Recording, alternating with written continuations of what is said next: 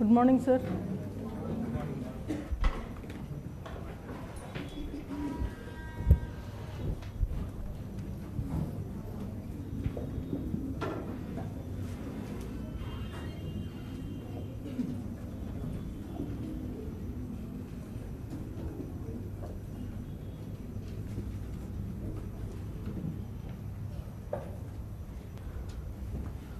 Who was that girl who sent a long mail?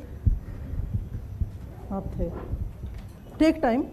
In the middle of the class, once again, you recall and write down, or maybe you must be having on your mind. Too long questions and too many questions. I thought I would address them in the class rather than typing an answer or more than one answer there. And somebody had also, the problem for him was so many definitions, should I have to memorize all of them? I've already told you, మీరు కాదా పాపం నాది కాదు అన్నట్టుగా లేదు There are merely 4 definitions that are given there, and each of them in maybe 7 or 8 words and not more than that. By this time, such questions should not have been asked. It's like to get the marks, if we want you to hop like a kangaroo, you should be able to do that. The very first thing we had to do was Varna and cast writing, but I got something else for you. This you see in the class. I'll also place it in the Dropbox link so that you can properly take note of those pictures. This topic is yet to come, but as you know, we do trailer releases.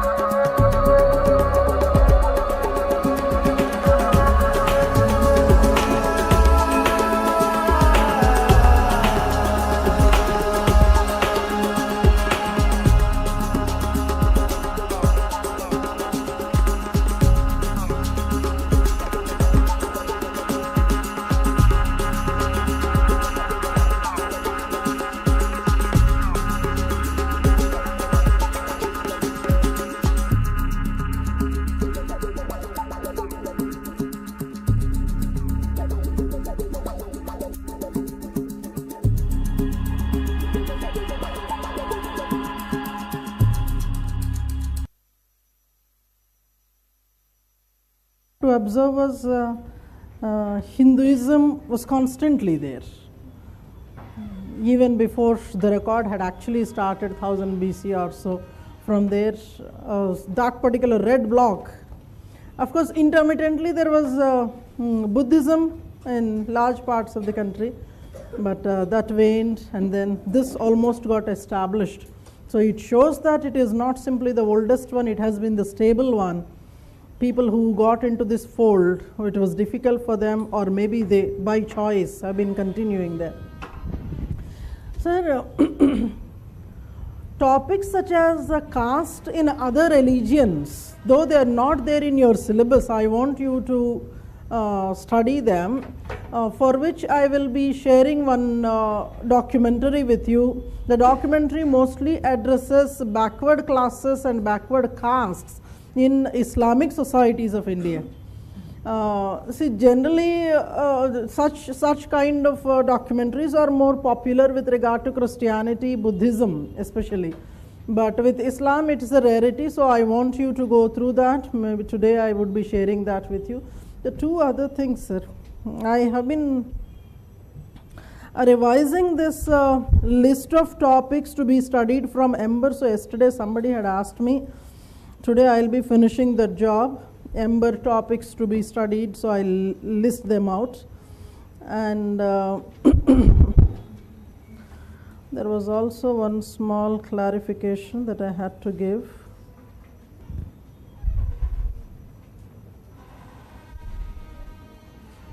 Hold on to me for some seconds, I am just there.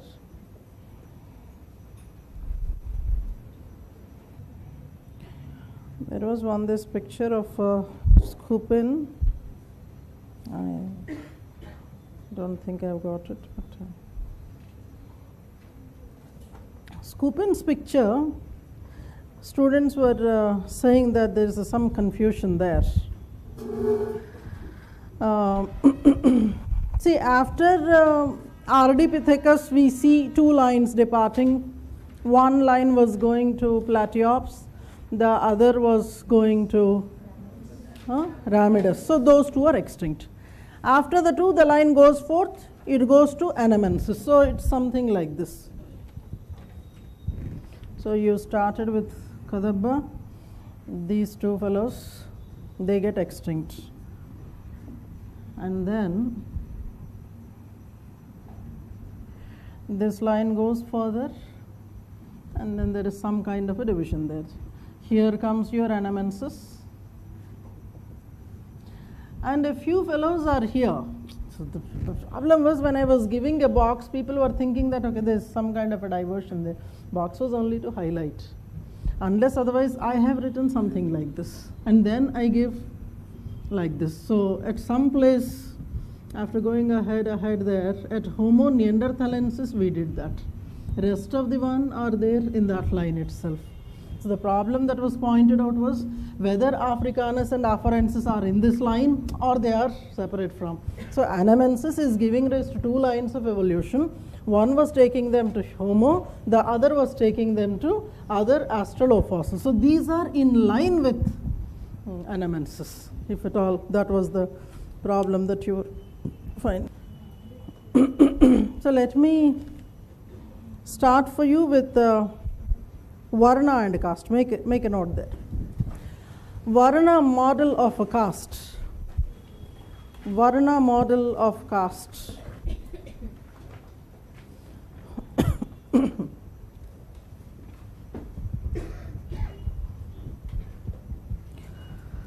Both Varna and caste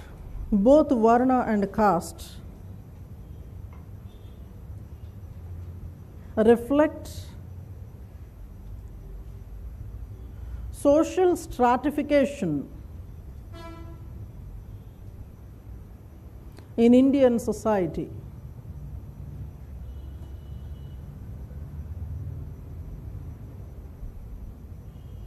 Both these concepts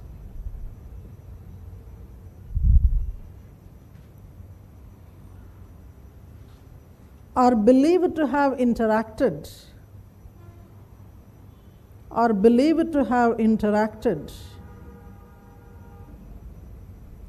in the process of evolution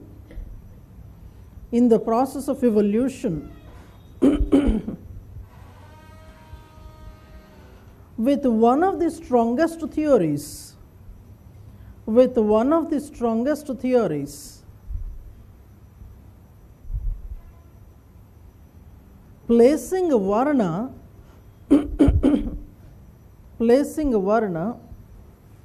historically earlier to caste, and Varna being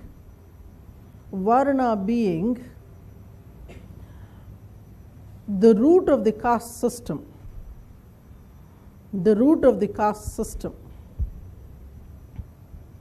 Right, in the next line. The first distinction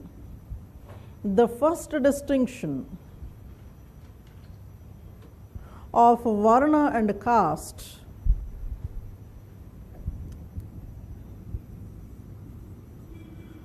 was presented by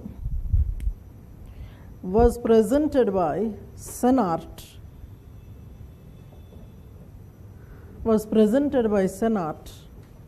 He found that various theories that point at the origin of Varna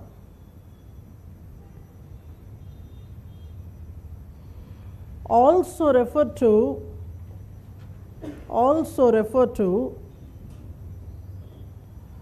emergence of caste for similar reasons.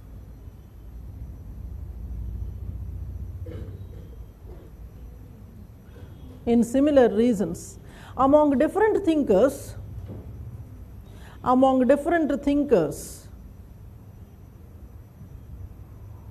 who dealt with this distinction,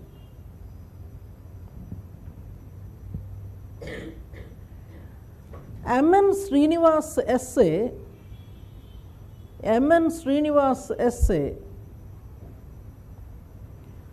titled,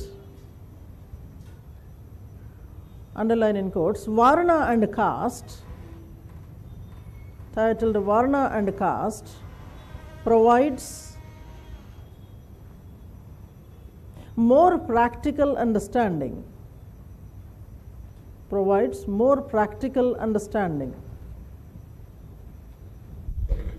For Srinivas, Varna provided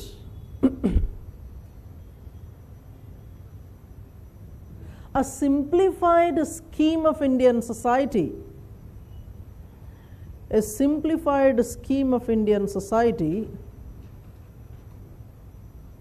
useful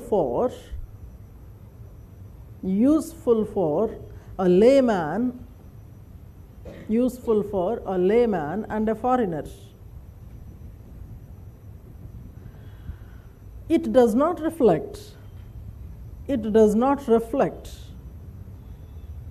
the reality of Indian society.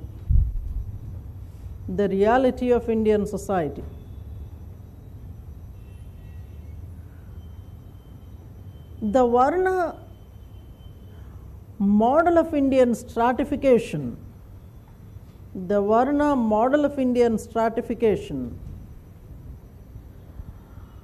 presents four Varnas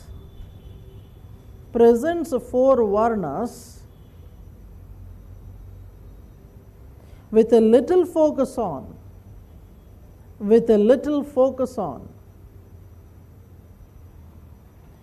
the Panchamas who were outside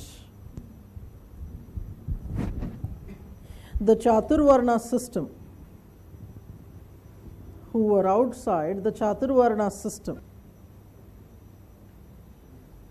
Hence, according to Srinivas, Varna model has a very narrow scope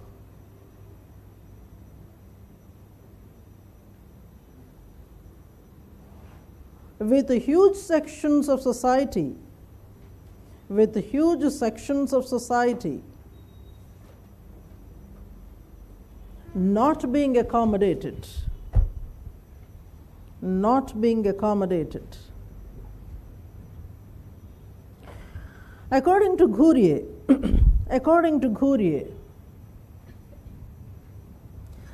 in contemporary India, according to Ghurye, Ghrye, in contemporary India, any linguistic region has a large number of castes and subcastes,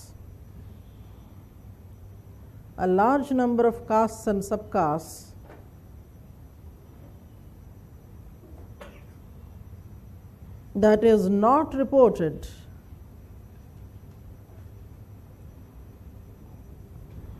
in the Varna.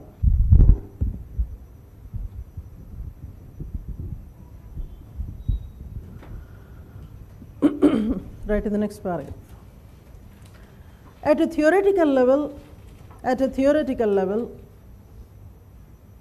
the Varna model presents India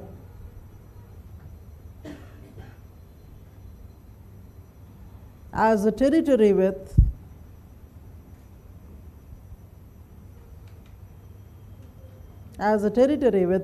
similar stratification.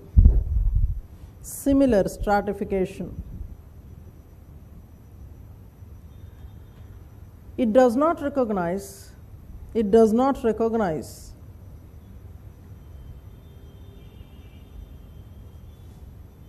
the difference in the hierarchies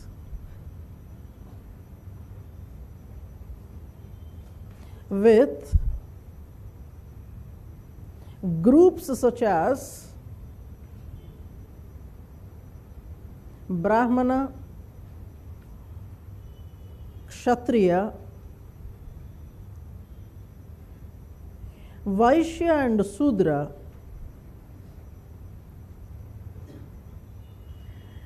having an arrangement,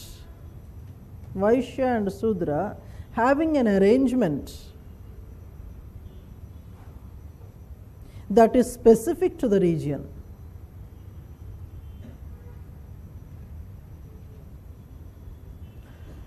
The model also neglects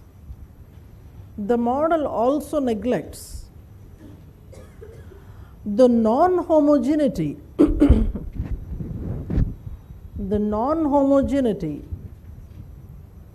of each of the groups.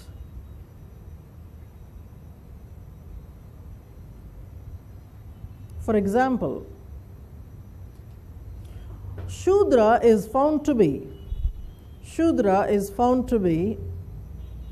the most diverse community. Shudra is found to be the most diverse community with varying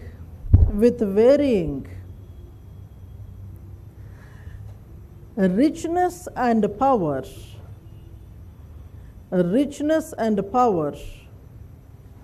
to poverty and being suppressed.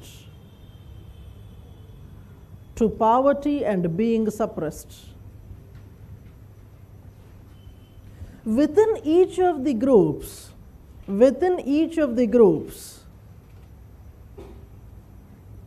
such as Shudras and Vaishyas,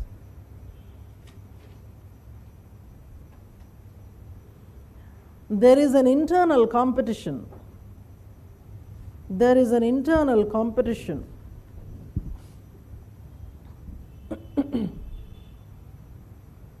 In addition, the Varna model presents the possibility of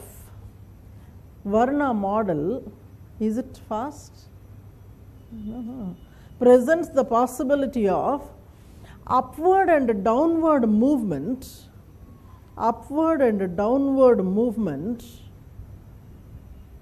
of an individual of an individual with occupational shift,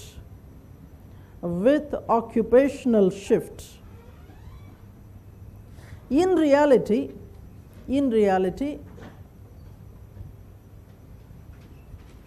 a group or a caste, a group or a caste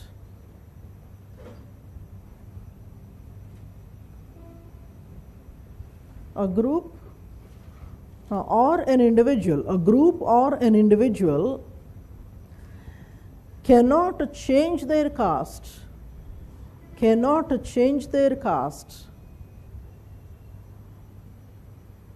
by any means, including change in occupation.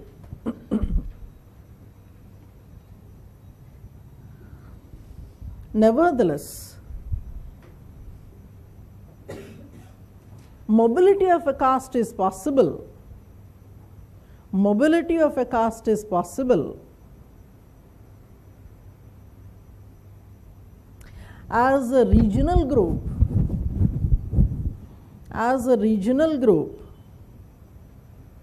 with the entire community, with the entire caste community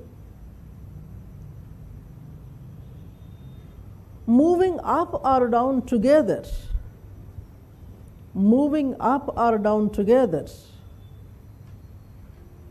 without changing the nomenclature, and ritual purity,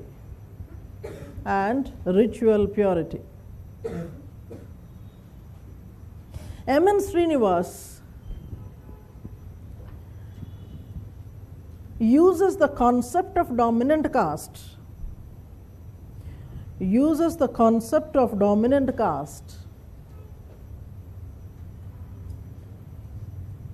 to establish how a caste with relatively lower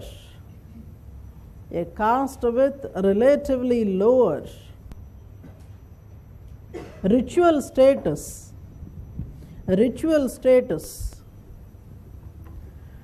can move up in the order,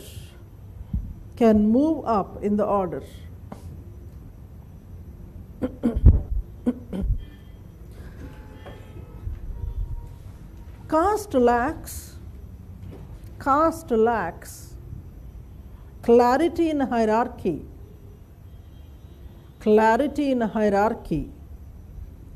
especially in the middle levels,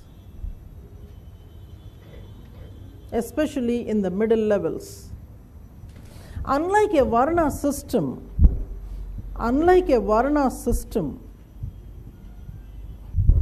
it is not always the Brahmin that is dominant.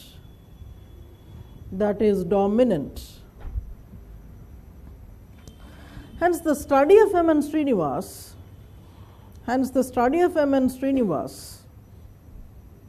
brings out various empirical conditions to narrate Indian society through caste and tries to explain social change in Indian society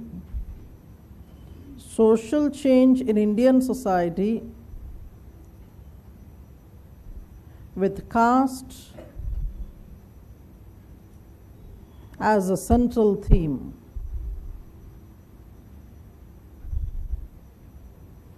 For him, Varna was an oversimplification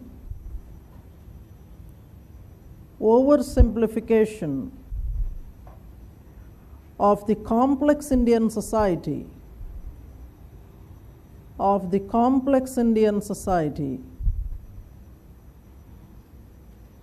He outweighed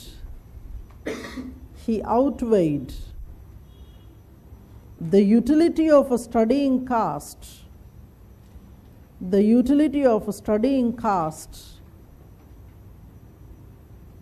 instead of focusing on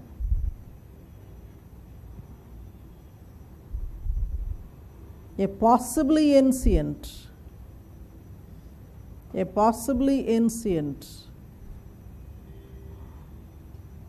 and academic misleading concept of Varna.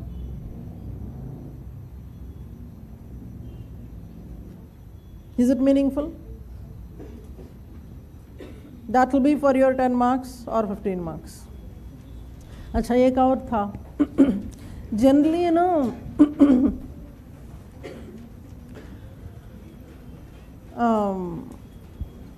there are two documents I share with the students regarding contributions of various Indian anthropologists.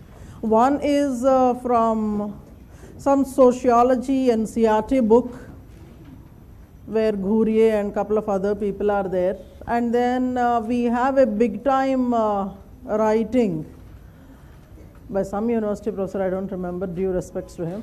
There are about 42 thinkers he writes in that document. These documents actually you keep with you, and whatever thinkers we are pointing out, you will read from there. Not every thinker has to be read. So don't think that we will be overloading. But then I was looking at one MA Sociology booklet from their paper 2 Social Anthropology, Indian Anthropology. There I found really refreshing writings. For example, people like Louis Dumont, who is rarely mentioned, discussed in several books. So I thought that I would give to you. That's a big document, but it also requires some kind of attention to be paid. So once I start your chapter 4, I would try to categorize all the thinkers into various blocks. See, questions such as structural functionalist anthropologists from India haven't been asked so far. So with this syllabus they have introduced in that university where they have given a revised syllabus, I thought there is a possibility of such questions. Or symbolic anthropologists from India, or what are the popular theoretical foundations on which Indian anthropology is being established in the current times. Such kind of questions actually can be better answered from this small thing, which runs into about 50 pages or so. But don't think that I am overloading you. Before giving anything, I caution the student, I inform you so that you are not intimidated. Many times you will have to see it something like this. We were talking about this, we wanted to talk about this in one of our classes earlier, but somehow that got missed out. The same approach you can actually follow here. Whenever for the very young fellows, not you, for the very young fellows, when we teach them how to study the NCERT, we recommend them to study the NCERT in 4 goes. Each book has to be done in 4 ways, one after the other. Your first reading has to be like a story reading.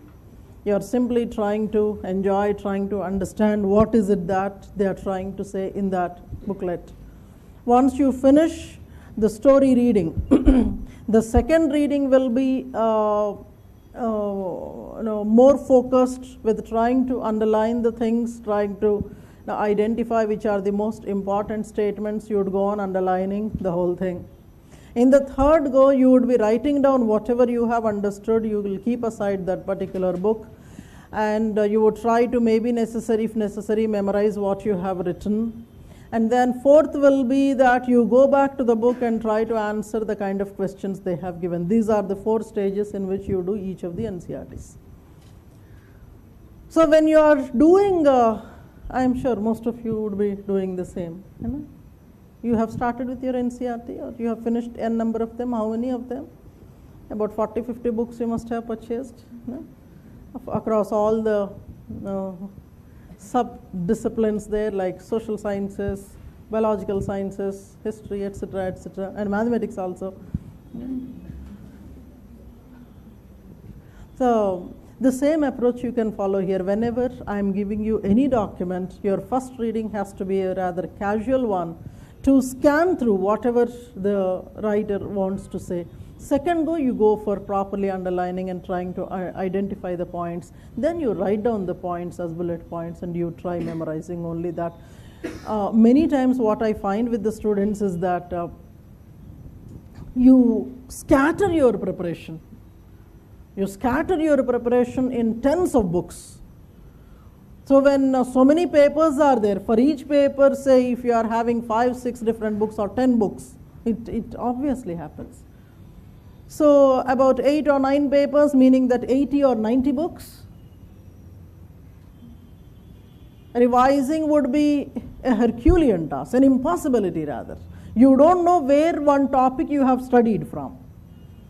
So first and foremost thing is, whatever you are studying, this is what we say, when you have studied for 2 hours, there is a proof that you should have studied. If you have studied for 2 hours, the proof is, what is it that you have written in the 2 hours? Every small article, every small bit of paper that you have studied, you should be able to bring it down to 2 or 3 intelligible points there. And that is what you are going to take to the exam. And after this, I don't know whether you have this practice, whatever subject you are studying, whether your general studies, etc., etc. For each of the paper, you should be having 1 or 2 dedicated books, handwritten by your own self. So paper 2 हो गया तो इतना सारा जहाँ से भी, it's a practice that you have downloaded something, you got a Xerox from somewhere, you have written something. All these you try to initially put in one compilation that may be 500 or 1000 pages, but you put in the order in one go. And then see what are the things that you can perhaps eliminate and give your own handwritten thing. So you eliminate that thing and put your handwritten thing. So you should be having 7 papers or 8 papers are there totally in your exam.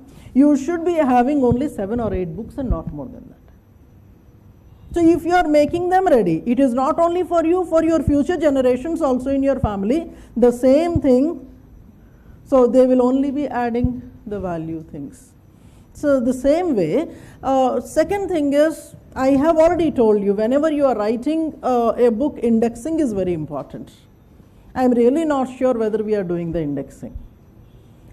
In order to write an index, there has to be properly put down page numbers there. Whenever you are starting a notes, first task is you see any neighboring smaller fellows are there, juniors are there, you hand over the book to them, ask them to draw margins for you, write page numbers there and make an index sheet ready for you. For one book you do, rest of the things you say that it's a training for them, they'll do it. And once that is there with you, it's much more clearer. And third thing is the sources sheet that you would be generating. That is going to play a very constructive role for you. I see students from 2015 to 2016 batches coming up saying that we missed out. These people keep on coming and asking me that they have missed out on the sources sheets, etc. Remember, I don't repeat the same list for every batch. So the sequence will be different, the topic, some I remove, some I add and some I modify. It is not the same. So suppose you in 2020 you are coming back and asking me, ma'am, we missed out that particular thing. I am sure I will not be able to provide. Even if I would be having with me, I won't provide. It actually shows the heights of laziness and indifference of the students. So you see to it that whatever we are providing to you, properly download them and preserve them with you. And by the end of next week, I should be able to give you some basic courses, basic sources sheet. Say by now, I have already given about 25, 26 different items. By the week, by the next week's end, another 10, 12 items will be added. So somewhere we will be reaching about 45, 50. When 50 number of items are there with you, it is a time when I should be now giving you the courses sheet. After that, you would be updating by yourself. So ye cheez tha, a general kind of a thing that I had to talk to you. Let me take you to the next one. Ji sir. Hinduism as a religion have provisions for adoption. Question or statement? I'm asking the question that have Adoption of what? if a childless couple, can they adopt another person? Question has to be much more clearer. So eventually what my question was Adoption has been there as a cultural practice. it was there, right? So if a couple from a higher caste adopts a person from lower caste, will that change his caste or does it work?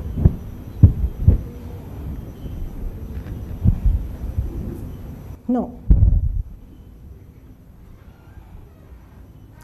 Adoption may be for reasons such as maybe I want somebody like a legal heir, or maybe for my own emotional reasons I might be adopting.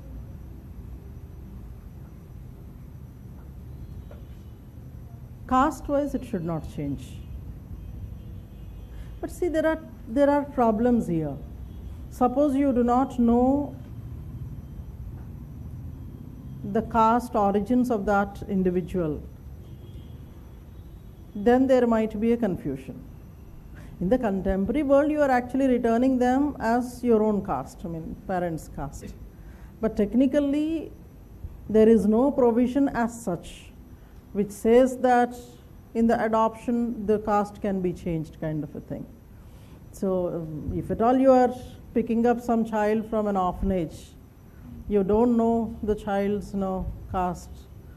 So there is a possibility that many of them do that. They report them as belonging to their own caste. Because you anyway observe these cautions. If you are from a fairer caste, meaning an upper caste, so you try to see to it that you adopt a fair child in complexion, so that that kind of a confusion doesn't arise. ये भी हो सकता है कि even if the child is from a lower caste, he or she might be fair in that particular generation. In the future generation, the actual color might come out. These are the questions actually that go that are debatable, and there is a lot of lack of clarity there. So there are many cultural practices that supersede the existing legal systems. So these are the nuances there. But कई सारे चीज़ But कई सारे चीज़ ऐसे culture में हो जाते हैं कि at some point of time in the future, if there is a demand for bringing some kind of a legislation of that kind, then all these things would be taken cognizance of. Ma'am, the so-called lower castes are actually very large in number compared to the upper ones. And yet, we see that throughout history there haven't been a strong revolt as there was in Europe, or a reformation of the entire society to avoid the cycle of repression. The answer lies in your faith. The answer lies in karma. That's the reason why you were writing somewhere yesterday. The lower caste is trained to accept the status quo. So whatever kind of stories, mythological stories, or the kind of religious concepts that we have been trained, we have been taught, these are in a way not to question the status quo. And in almost all these concepts, we try to bring God. When God is the one who had created all this, you don't question. But in Europe also, around, say, before the Renaissance, a similar situation was there. people were trained.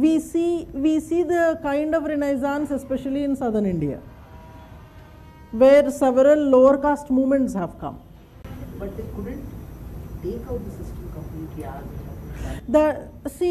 There mostly we see that it is not in terms of the so-called purity and pollution. That element was very little. Priesthood was definitely one a superior version, and most of the others were class-based things, or at the most race-based things. But when it comes to India, we always believed that whatever group to which you belong, you are born into it. And the kind of concept we are dealing with is that which doesn't change. That which doesn't change, come whatever you do.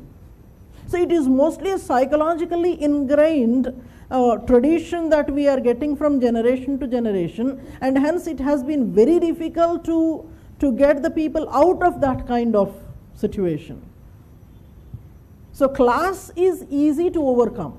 You can compare the same concepts that we have been speaking of till now, Varna and caste. Varna being a class society, class-based stratification, it is easy to. But then when it is something that is to do with, the birth into a particular class or birth into a particular caste, your role in changing your birth almost doesn't exist. So maybe I can simply put it in one or two sentences this way. Maybe our belief system is so strongly established in terms of foundations, in terms of history, in terms of meticulous practice, that it has been difficult for people to question in the first place. Even if people are questioning, the entire group doesn't come forth and question. So it's something like this. In certain parts of the country, when we say lower caste movement, temple entry movements, etc., the trick has been that whenever somebody from an upper caste is also supporting the low caste movement, only then you see a success there. So even in the success of the revolts, you have to see to it that the fellow who is there from the top has to be. But of course, when democracy was introduced, numbers really mattered. Situation seems to have improved a lot. But the basic, you could have seen there from 1000 BC or before till now, this thing that did not move was Hinduism. So the long drawn history and the kind of, how much ever you face the inconvenience in the cultural practices, you always boast of the cultural heritage. And you, in the process of cultural heritage, you are actually taking both the positive and negative. Many negative aspects also are taken forth into the next generations. It is just like a very entrenched psychological. You can say that. You can say that. Having come from, say an upper caste, you can look at your own self, if at all you are from an upper caste, how accommodating you are vis-a-vis the other caste individuals or the lower caste. That itself can give you an answer. How much ever well-read you are, you must have studied sociology, anthropology, etc. Forget about mathematics and engineering. After having read so much, you can see your own psyche. So it is so very, unknowingly you are getting encultured. Sometimes, unlearning is very difficult. This unlearning is the most difficult one. When some students ask me before coming to the course, and they ask me what to read in anthropology before the class actually commences, I tell the students not to study anything. Primarily because I don't want to indulge in the unlearning task, which is very difficult. Sir, actually speaking, if at all, because the topic has come, I am telling you, if at all somebody has already studied this particular discipline earlier and are here to take up the course once again, it becomes difficult for me. You must have come with some kind of a baggage. Emptying their baggage and filling it all fresh will be very difficult. So young minds, fresh minds are easy to mold. Sir, I hope I have. So it all depends on, it's typically the Levi-Straussian thing. It's typically the Levi-Straussian thing, where we see that the caste works in the minds and psychology of Indians, which in the open is found in different ways. We were to do with what was called the origins of caste.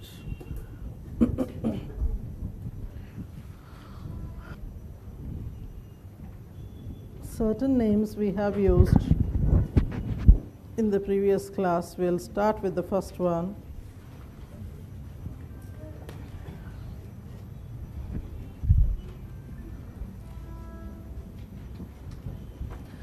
As was repeatedly said to you earlier, whenever we are trying to look at origins, especially in this discipline, we begin with the traditional theory, including for the topics such as emergence of language. So by default, that has to be there, number one. The traditional, see what happens is, in the table that I asked you to write, I wanted you to write the proponents' names. This is one theory where you do not exactly know who had propounded this. It's only that you would take a hint from Purusha Sukta. So the belief is that caste system originated from the story as was narrated by Purusha Sukta, that is, 4 organs of Brahma had given rise to 4 different Varnas, and Varna Sankara resulted in the caste system. But in the Purusha Sukta, there is no discussion about caste. It only talks about Varna, there is no discussion about caste. So you are actually extending the story. And this theory was criticized not simply by Hutton but M.N. Srinivas. For him, it is a more theoretical thing. And Srinivas also questions this. Is it really possible for something that is sociological to be explained from a biological origin? What we are trying to see in Brahma is a biological origin. Is the biological origin capable of explaining the social origins? We look at it this way.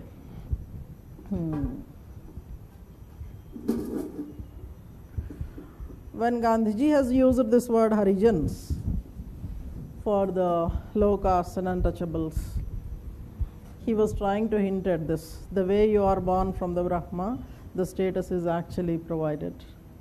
People who are there down below or much below the feet of the god, you call them Harijans. Those are the most impure fellows. But the most purest part of the god may be the feet alone. You rever the feet of the god, you never try to go and touch the head of the god in the Garbhagriha. I'm sure you won't do that. Most of the time you are looking down at the feet of the god. So if somebody is born from that part of Brahma, he is considered to be impure, but you rever the feet of the Brahma much more than anything else. This is something that is unexplainable. That is the kind of a paradox there. So we keep on writing things. As we write, we will be discussing. Keep writing.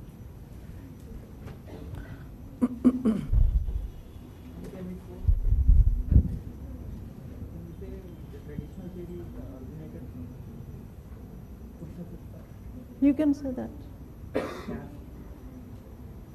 That is one of the opinions, sir. You say that there is some opinion that caste must have originated from the Purusha Sukta. Because there has to be something from the creator. Answer రాసేటప్పుడు first ఓం రాసుకుని మొదలెడతావు కదా. So ఓం రాయాలంటే it's that way. Right.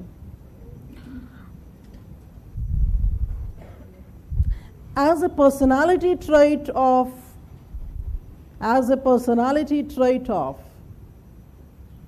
the discipline of anthropology, inquiry into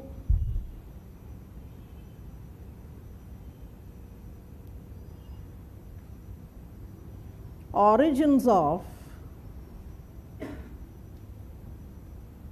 all the socio-cultural aspects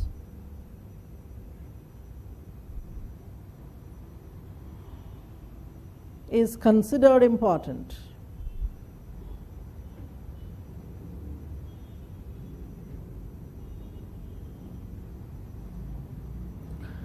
In the study of origins of caste,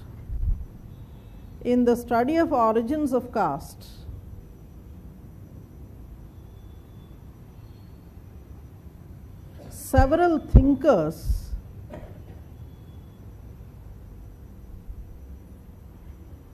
took into account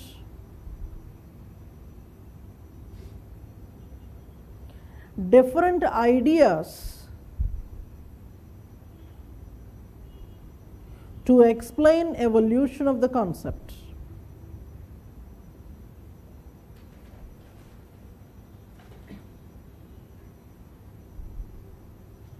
It is found that individually each of them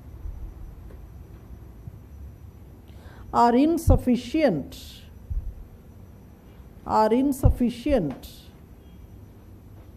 to explain the emergence and evolution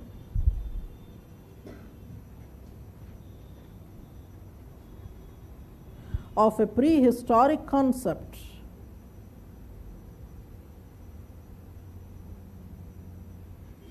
such as caste. We'll start with the first one there. Traditional theory.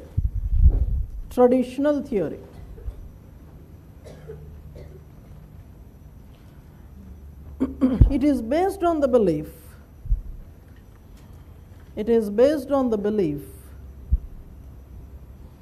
that caste originated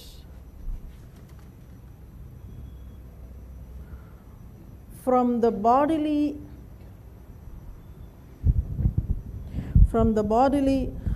organs of the primeval being,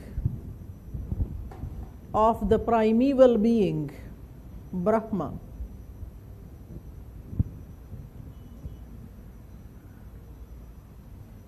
A few ancient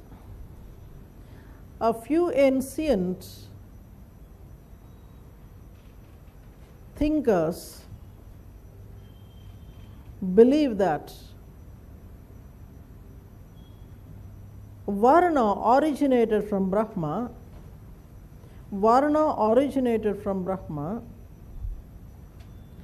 and Varna Sankara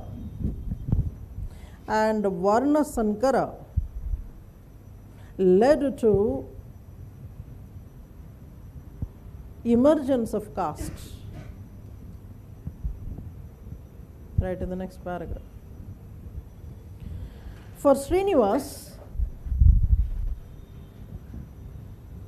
the biological explanation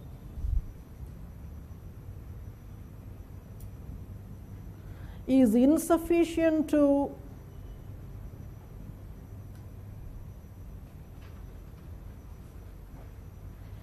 explain a sociological phenomena.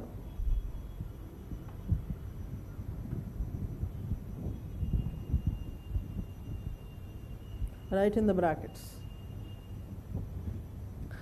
The protagonists of traditional theory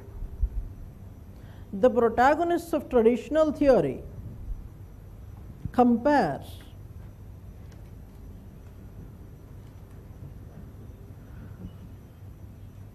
the biological origins and explanations with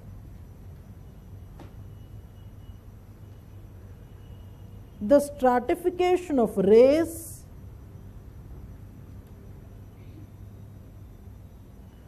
that also has a reason in the biological aspect of color. I hope you understood what you have written.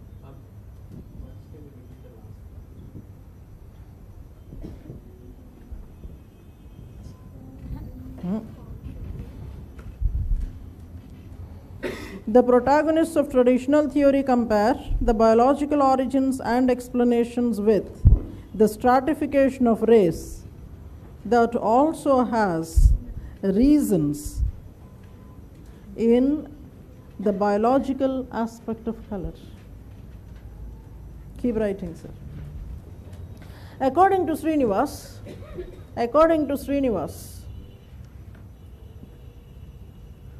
the explanation of traditional theory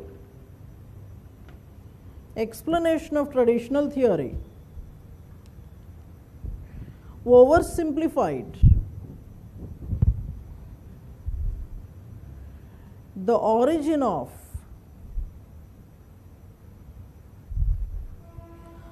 complex phenomena of caste.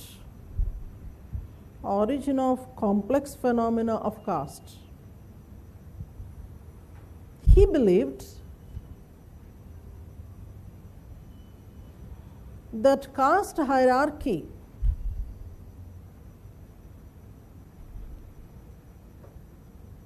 is more to do with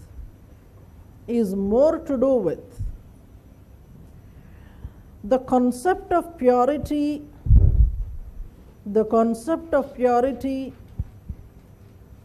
and pollution, in occupation and rituals.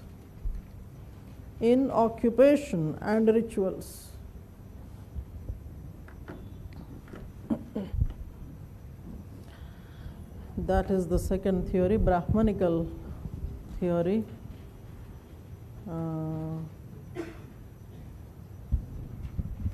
Name of the proponent I have given in the earlier list. As you can see there, Abe Dubo. If at all you haven't taken that down, this is the book.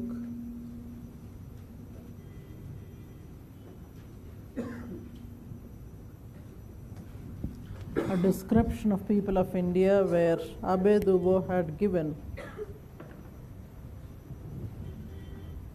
the Brahmanical origin theory, and that is the person Ghurye in the People of India project. He had supported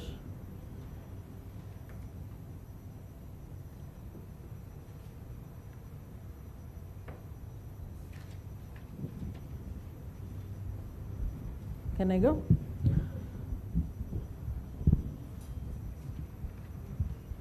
Many times you must have heard this, that scriptures were written by Brahmins and several hierarchical arrangements such as caste were created by Brahmins. This is one of the loose ways of expressing the anguish and anger against the upper caste, especially the Brahmin. See, given an opportunity, you should be smart enough to use the opportunity. He had an opportunity, he used it. But somehow, don't get me wrong when I'm saying this. If you can closely observe, you see the kind of meticulous understanding of the concepts or the areas that a Brahmin studies. If the same discipline is studied by two different people, I'm not trying to create a superhero out of a Brahmin. It's not that way. But somehow there is a genetic element. I'm really not sure, but or maybe because of several cultural practices that he is trained into, whatever discipline that he is studying, if you are comparing, there is much more detailing. There is much more intelligent way of handling things in a Brahmin when compared to. So you can easily understand by the way one writes. Who is writing? That's the postmodernist job. You can actually identify which race is writing, which religion may be writing, meaning which individual, whether a particular religion or a particular race or particular.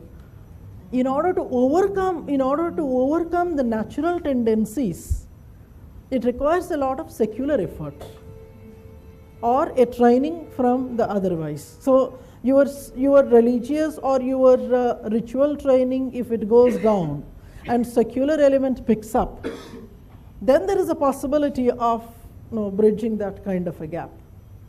We will be seeing at a later point of time. But here I think I would ask you this question again. How can one conclude that caste was something that was given by the Brahmin? How can you conclude? Because that's a popular way of explaining. Someone who writes. So can we conclude this way, that when he was writing, he was creating a caste? When he was writing, he was creating a caste. The one that is benefiting most from the system. So he must have. Once again, sir. He is the highest beneficiary of the system. It is obviously natural that he would have created it and strengthened it further.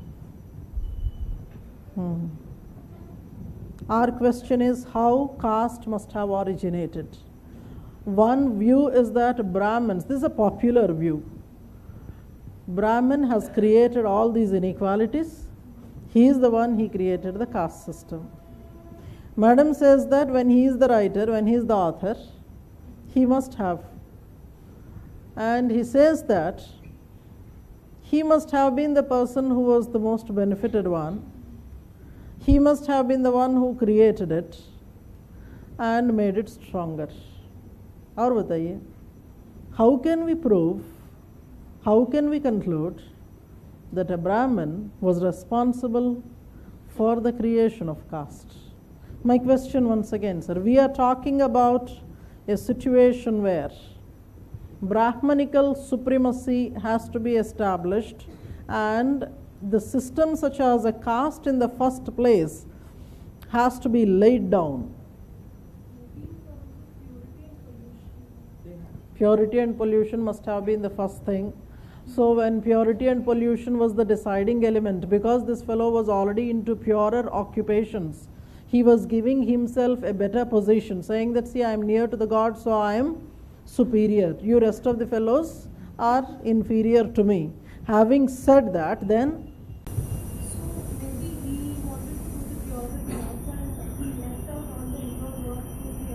okay, done. Done. I'll finish off with madam. Then, so the foundation may be with the purity and pollution. So after having said all this, people who try to judge or gauge, pass a comment on this theory, they look at historicity. In several others, questioning the historicity doesn't happen in several other theories. But especially when it comes to this theory, historicity is questioned. So once again, I am bringing it back to you. Was it the Brahmin who was instrumental in laying down the foundations of caste? If at all that had happened, when? See, I'll rearrange the sentence that was given by him, Abbe Dubo. According to him, it was Brahmanical supremacy. It was Brahmanical supremacy that resulted in the caste system. Brahmanical supremacy that resulted in the caste system. It looks slightly, a diluted statement. You are trying to compete. You are trying to compete two historical facts. You are saying that Brahmanical supremacy has resulted in the establishment of the caste system. If caste was already not there, how can you know that this is a Brahmanical supremacy? We had the opportunity to write. మనం రాయడానికి మనకు chance ఇస్తే మన గురించి మనం రాస్తాం.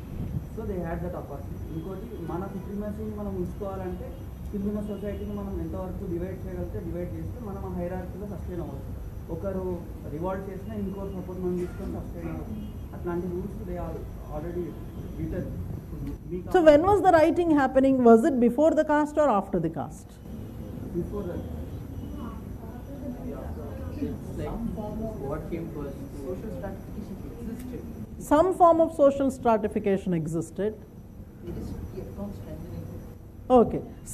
This is a very neutral kind of, on the wall kind of an answer, which we generally accept.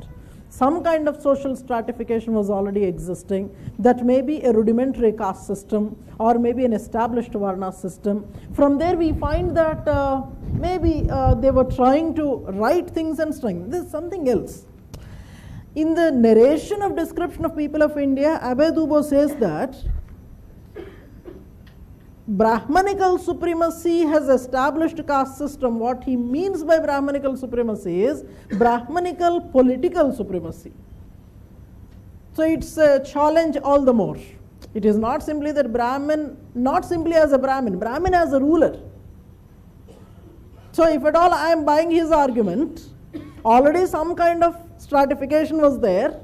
A Brahmin, because he was having a purer occupation, he was already knowing how to read and write things. He was writing in favor of himself and trying to create differences or whatever in the rest of the people, trying to subjugate them to his supremacy. This is one way till now. But when I am using this sentence, that it is the Brahmanical political supremacy that resulted in the caste system, now that takes us back to that particular time period when Indian subcontinent must have been governed, ruled by Brahmin kings. So this is a historical fact. You can actually look for a historical fact. At what point of time in history any Brahmanical ruler must have come into power? the most prominent was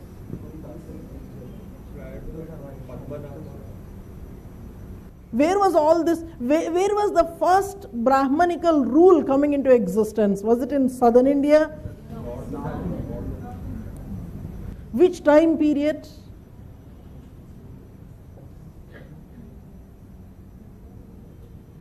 No, not exactly, but then tentatively, what time period it could be?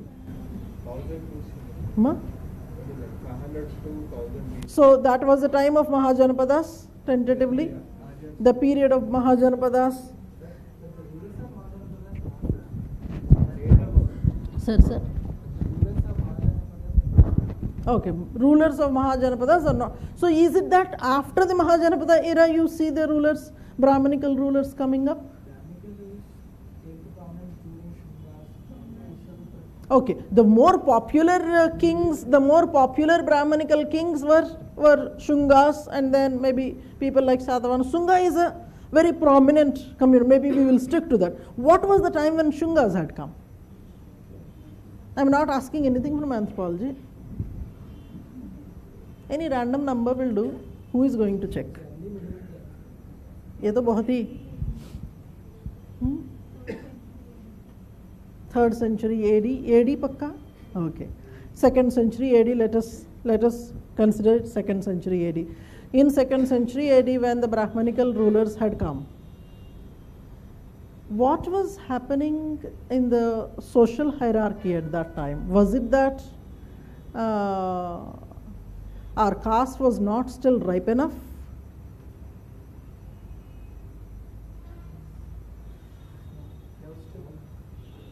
At the time of birth of Buddha itself, long before the birth of Christ, so about 500, 600 BC itself, we see that people had a high element of discontent in the caste system and were trying to come out of Hinduism. So it means that it must have been already existing in its full-blown atrocity mode. So one one historical fact that can be clearly checked here is, if at all the statement is, if at all the view is, Brahmanical political power had actually resulted in the caste system, that goes against the historical facts. Nevertheless, Ghurye also considers this. He says that political rule alone will not be sufficient for any social condition to emerge. Political rule alone is not sufficient for the creation of a concept or a social system. You cannot create, you cannot eliminate simply by the political system. You should be having several other things at hand. Say, for example, today the government wanted to pass a judgment, pass a rule, that all the regions have to come with the creation of a caste group. Just imagine you don't have such kind of a system and you would want to have a caste group. Or for that matter, suppose, this has been going on for several years, several decades, that we want to come out of the caste system. People say they want to come out of the caste system. And hence we have come up with legislation such as Untouchability Avoidance Act. If political rule alone would have been sufficient to deal with any kind of social institutions, creation or elimination of them, this could have already been done long time back. So racism was considered to be illegal, and anti-racist laws had come in the West. Several countries have come up with this, but still we find that these are still continuing. So it shows that there is a limited role. You may say that maybe the government's will has to be there, several other conditions have to meet with, etc., etc. But then political rule, according to Ghurye, is possible to strengthen the existing social order. You can use the political power to strengthen the social order. Say, for example, you are from one particular caste group. When you are coming to power, you will see to it that your caste prospers. And hence, maybe possibly, even if your caste is slowly from the middle dominated list of castes, you may try to bring it to the top. That is possible because you are having political power. From the political power, there are other things that you are getting, such as the economic and etc., etc. So it is an understandable, more practical, more empirical kind of a thing, that existing inequalities can be strengthened, but you cannot altogether create a system, a socio-cultural system, and that too for something that we have found a history even from the prehistoric, pre-ancient times. That is the reason why M.N. Srinivas tries to take a very safe go. Don't unnecessarily indulge in the past. Past you cannot change. Let us focus in the present. How caste dynamics are being played in today's times, and how is it possible to handle them as members of different caste groups. He is a less controversial fellow in that particular way. He doesn't take the scripture into account. He doesn't even bother what happened in the history. What he looks at is the process of change from the known history, from the established historical times, how caste must have changed. That is his idea. How the birth had happened, that is not his concern. So keep writing. Brahmanical theory. Brahmanical theory proposed that caste system was created by Brahmins for themselves. It started with the practice of purity and Brahmins giving to themselves special privileges. Brahmins giving to themselves special privileges, especially when the fourth varna of Sudra, was added.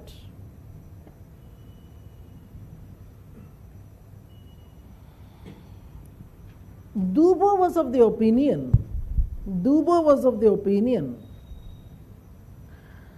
that the status of Brahmins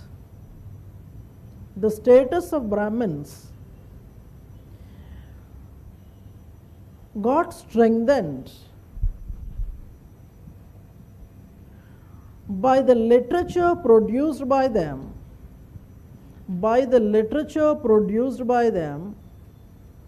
due to political power. You underline this statement. Literature produced by them due to political power. According to this theory, caste originated in the Gangetic Valley as that was the first seat of political power,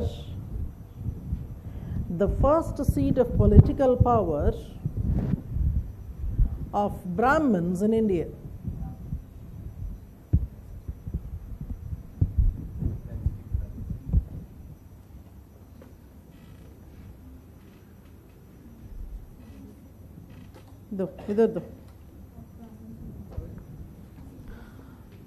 According to this theory, caste originated in the Gangetic Valley as that was the first seat. Seat ante kurchi.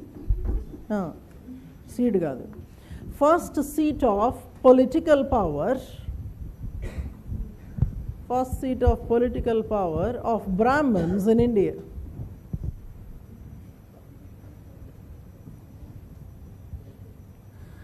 Right in the next paragraph. Hutton criticized this theory. Hutton, H-U-T-T-O-N, Hutton criticized this theory and pointed out that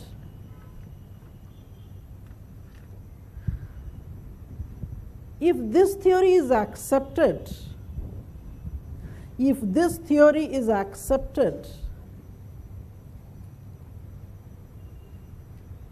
caste should be later to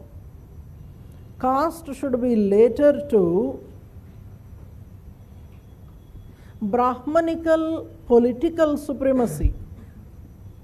But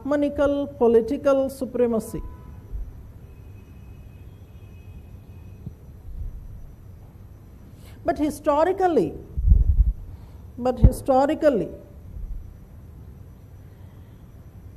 a lot of Brahmanical literature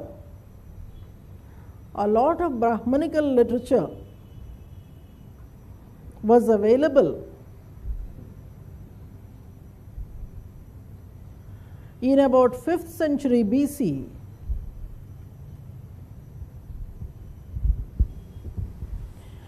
About 300 to 400 years earlier than the emergence of any Brahmin rulers.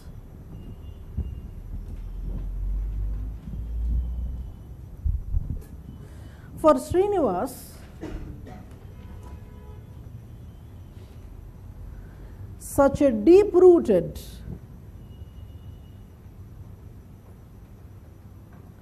cultural system cannot be created simply by a political power.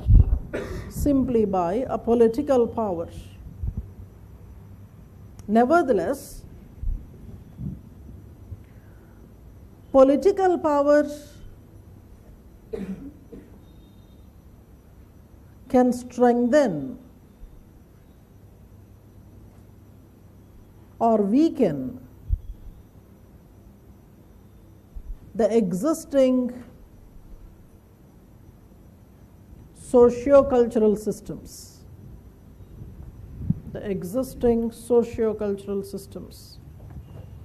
Come to the next one. Can you write down on a piece of paper the definition of a race that I had told you a couple of days ago? I was making a mention that that was a definition of Dr. D.N. Majumdar. Can you recall? Try scribbling on a piece of paper.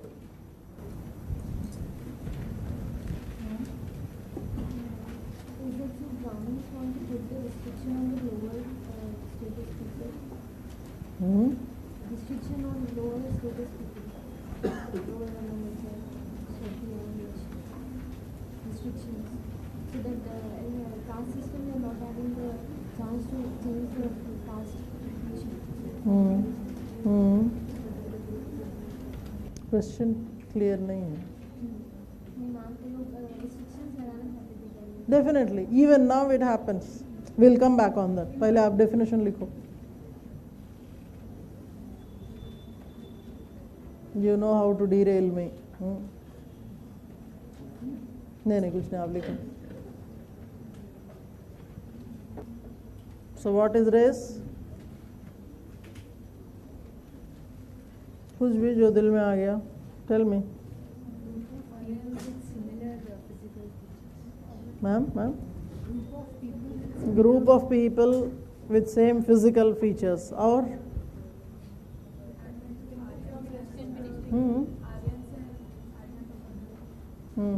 can recognize the group and then larger number of groups.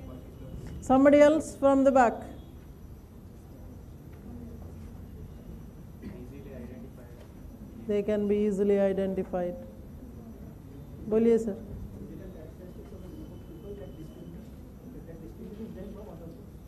The physical characteristics that can distinguish from the other groups, irrespective of the region. Okay.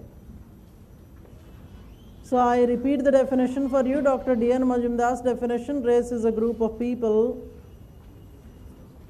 who, by the possession of a common physical features,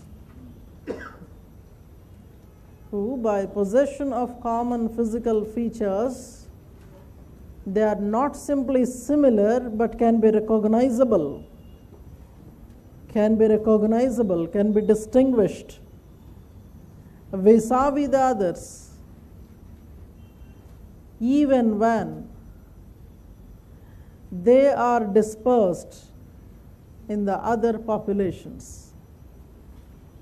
Group of people who, by the possession of common physical features, look to be similar and are distinguishable from others, even when they are dispersed in the other populations.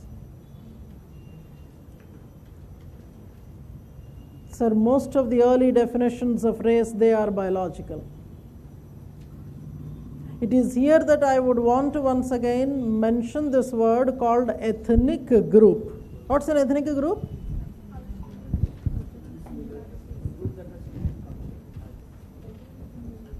Ethnic group. Did we come across this word in the class anytime? No?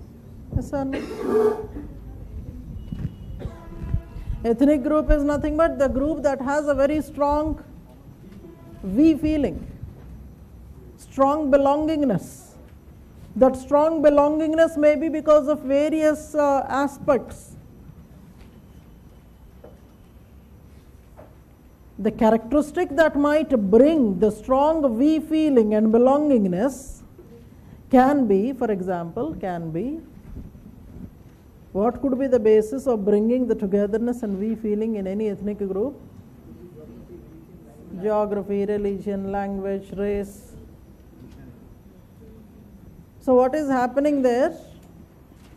Race is one among the various ethnic concepts. So when I say ethnicity is the strong we feeling that is emerging in a group of people with a basis on various things, or an interplay of all those bases. So the erstwhile groups such as the NAM group of countries, the ethnic identity there is that we are all ruled by one single fellow. Based on how strong the basis of creating the ethnic feeling, based on the strength of the basis of creating this kind of a we feeling, the sustenance of the group exists. So if the basis is strong, you would go a long way together. If the basis is weak, you would wither away very easily. Are you following? So if I am arranging this way, a region, a religion, nationality, region, religion, nationality, and maybe perhaps language, what can be the most strongest of? Region, religion, nationality, language. Huh? Depends where you are. Depends where you are. Yesterday we were talking about this to our friend. If you say that it is nationality, maybe because 15th of August is coming up and you are slowly getting into that nationalism mode, suddenly you start to realize that, okay, we are now a nation kind of a thing. That comes towards the end of anything. All other things, once you settle with all other things, then if necessary, you look at nationality. I might look to be very cynical when I say this. I will come back here. Those are the people. I think most of the names we have come across, including Risley, the one who had given racial classification. Details of him are still pending, but we know the Western Marx schools, and then D.N. Majumdar's studies. We also have come across Ghuriye. We have seen the book, so we believe him. Risley was the earliest proponent of this theory. Listen to this statement. According to him, all those emergence of caste is because of interaction of two racial stocks, two different racial stocks. Whenever two races collide with each other, whenever two races come in contact with each other, what comes out is caste. Looks to be a genuine one. It fits in the historical explanation of India. Aryans plus the natives is equal to caste. As simple as it is. Though it cannot be historically verifiable, but then we generally believe that Varna or caste have originated because of those fellows who came into India. So make a note there. Racial theory propounded by Risley. Racial theory propounded by Risley mentions that caste is the result of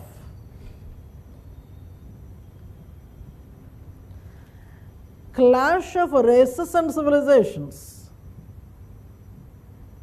Clash of races and civilizations. For example, in India, Aryans, due to their superior physical features,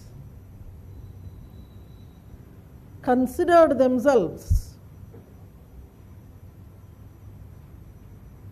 superior and purer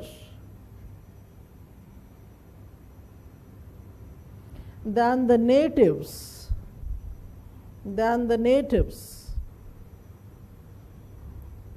They introduced several practices and rituals to establish their supremacy.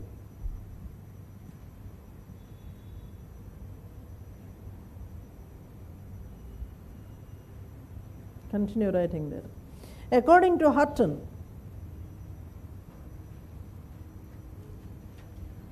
if clash of races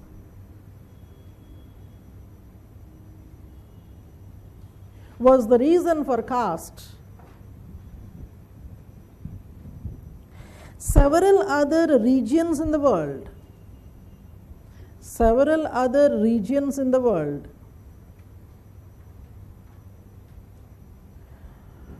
such as Latin America,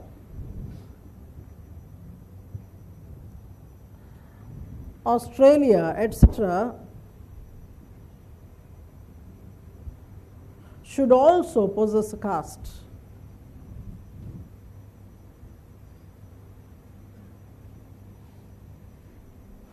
Risley indicates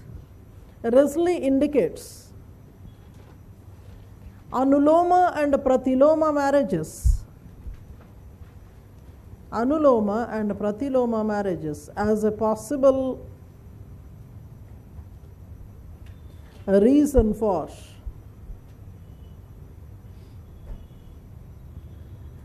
emergence of new castes.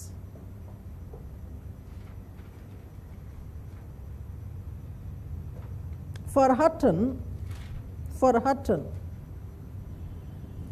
rules of endogamy and exogamy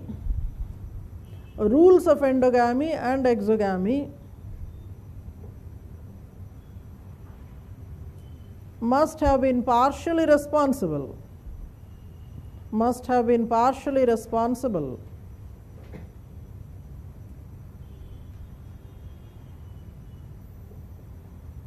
and cannot be the sole reasons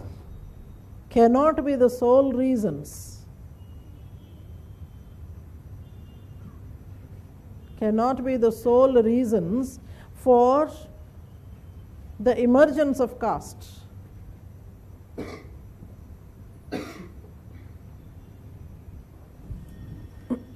Fourthly, occupational theory. This is the most popular one. Occupational theory, given by Nesfield in the book A Brief View of the Caste System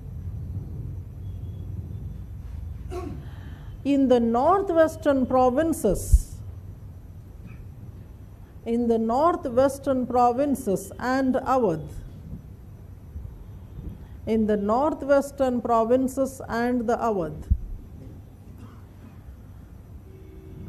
He was supported by Denzel Ibbotson. Together they believed that hereditary occupation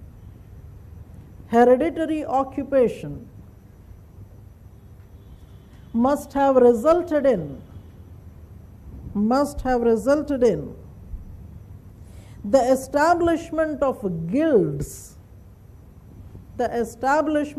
guilds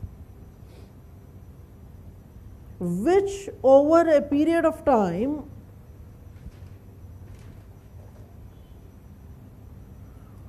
through the practice of endogamy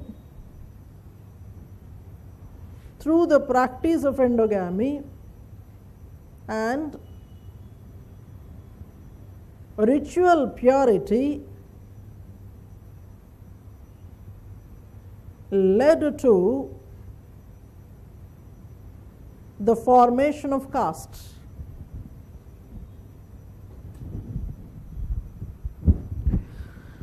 Hierarchy of caste can be attributed to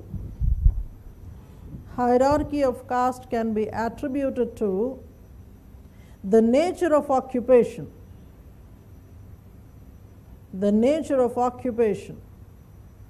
right in the brackets. Writings of Srinivas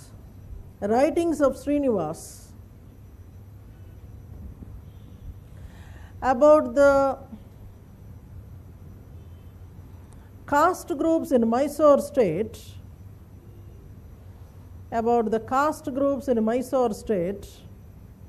indicate the hierarchies of smiths, Brahmins and landlords who are arranged based on occupational purity. Occupational purity. Keep writing there. Close the bracket in the next paragraph. The explanation of caste origin. The explanation of caste origin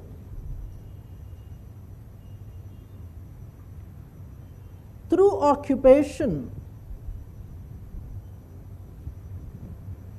was extended to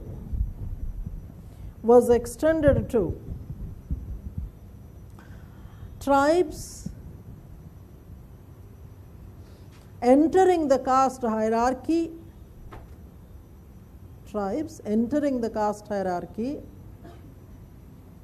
by changing their occupation.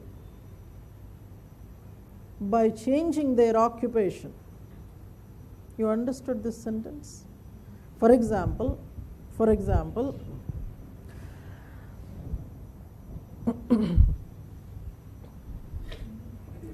hunting tribes in eastern UP,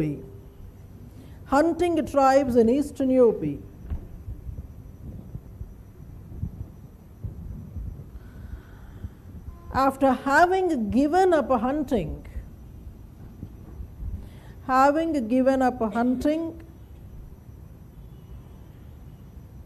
and adopting Brahmanical ways of life,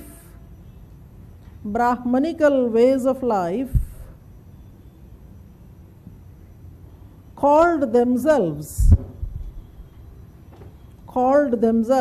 Valmiki Brahmins,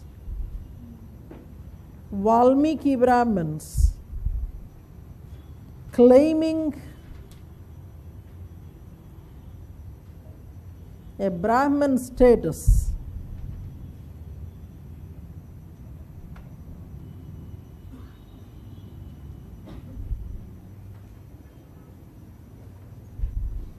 Can you distinguish between, see, though I haven't still spoken of the topics of Sanskritization, can you distinguish between terms such as tribalization, detribalization, Sanskritization, and things like modernization? These are the things in your syllabus. Obviously, you don't find this word tribalization, detribalization. See, when somebody is giving up their own practice, their own culture, trying to adopt somebody else, you attain their characteristics. So, in this example, a tribe such as Beda, that is the name Srinivas hints at, Beda, see, these are the regular hunters. They gave up hunting. So, generally what you do is you look for, suppose you have a particular occupation, you are not a caste group, you are outside the caste hierarchy. You would want to enter the caste hierarchy because the larger community out there is there in that hierarchy. You are somebody like outside the hierarchy. So, you are not considered at all in a big picture. Sometimes it happens so. You would want to be involved in the big picture, forgetting that once you are into the big picture, you are caught in the web. You don't value your freedom until you are outside the web. So, what these people might do is, from outside the caste hierarchy, they may try to compare their occupation with the caste group's occupations. Sometimes what might happen is, their occupation might be similar to somebody in the caste hierarchy. So they would try to do the necessary changes. Occupation they need not have to change, but lifestyle changes, name changes, and then you start claiming, you start behaving as if you belong to that particular caste. This is a much easier one. But for people like these hunter-gatherers, they had to give up their own occupation. They are not doing it for the first time. Their great-grandfather had already done Valmiki. So they are giving up the hunting occupation, trying to pick up some other occupation. They did not target anybody else, the Brahmin himself. So gave up non-vegetarianism and then started reading scriptures, doing all sorts of things and living like a Brahmin, and then changed the name also, calling themselves Valmiki Brahmins, and then they started claiming a Brahminical status. This whole process, the process of giving up their own tribal ways of life we call detribalization. In this particular case, detribalization is going hand in hand with the other process called Sanskritization. Sir, because this term would be coming to us again and again even before I actually take up the topic of Sanskritization, I wanted to make it clear to you here that, see, when we say Sanskritization, I am not giving a very formal definition, I am trying to explain what it is. When we say Sanskritization, it is a process wherein the lower castes or varnas or any tribal communities are trying to imitate the one that is there at the helm of affairs.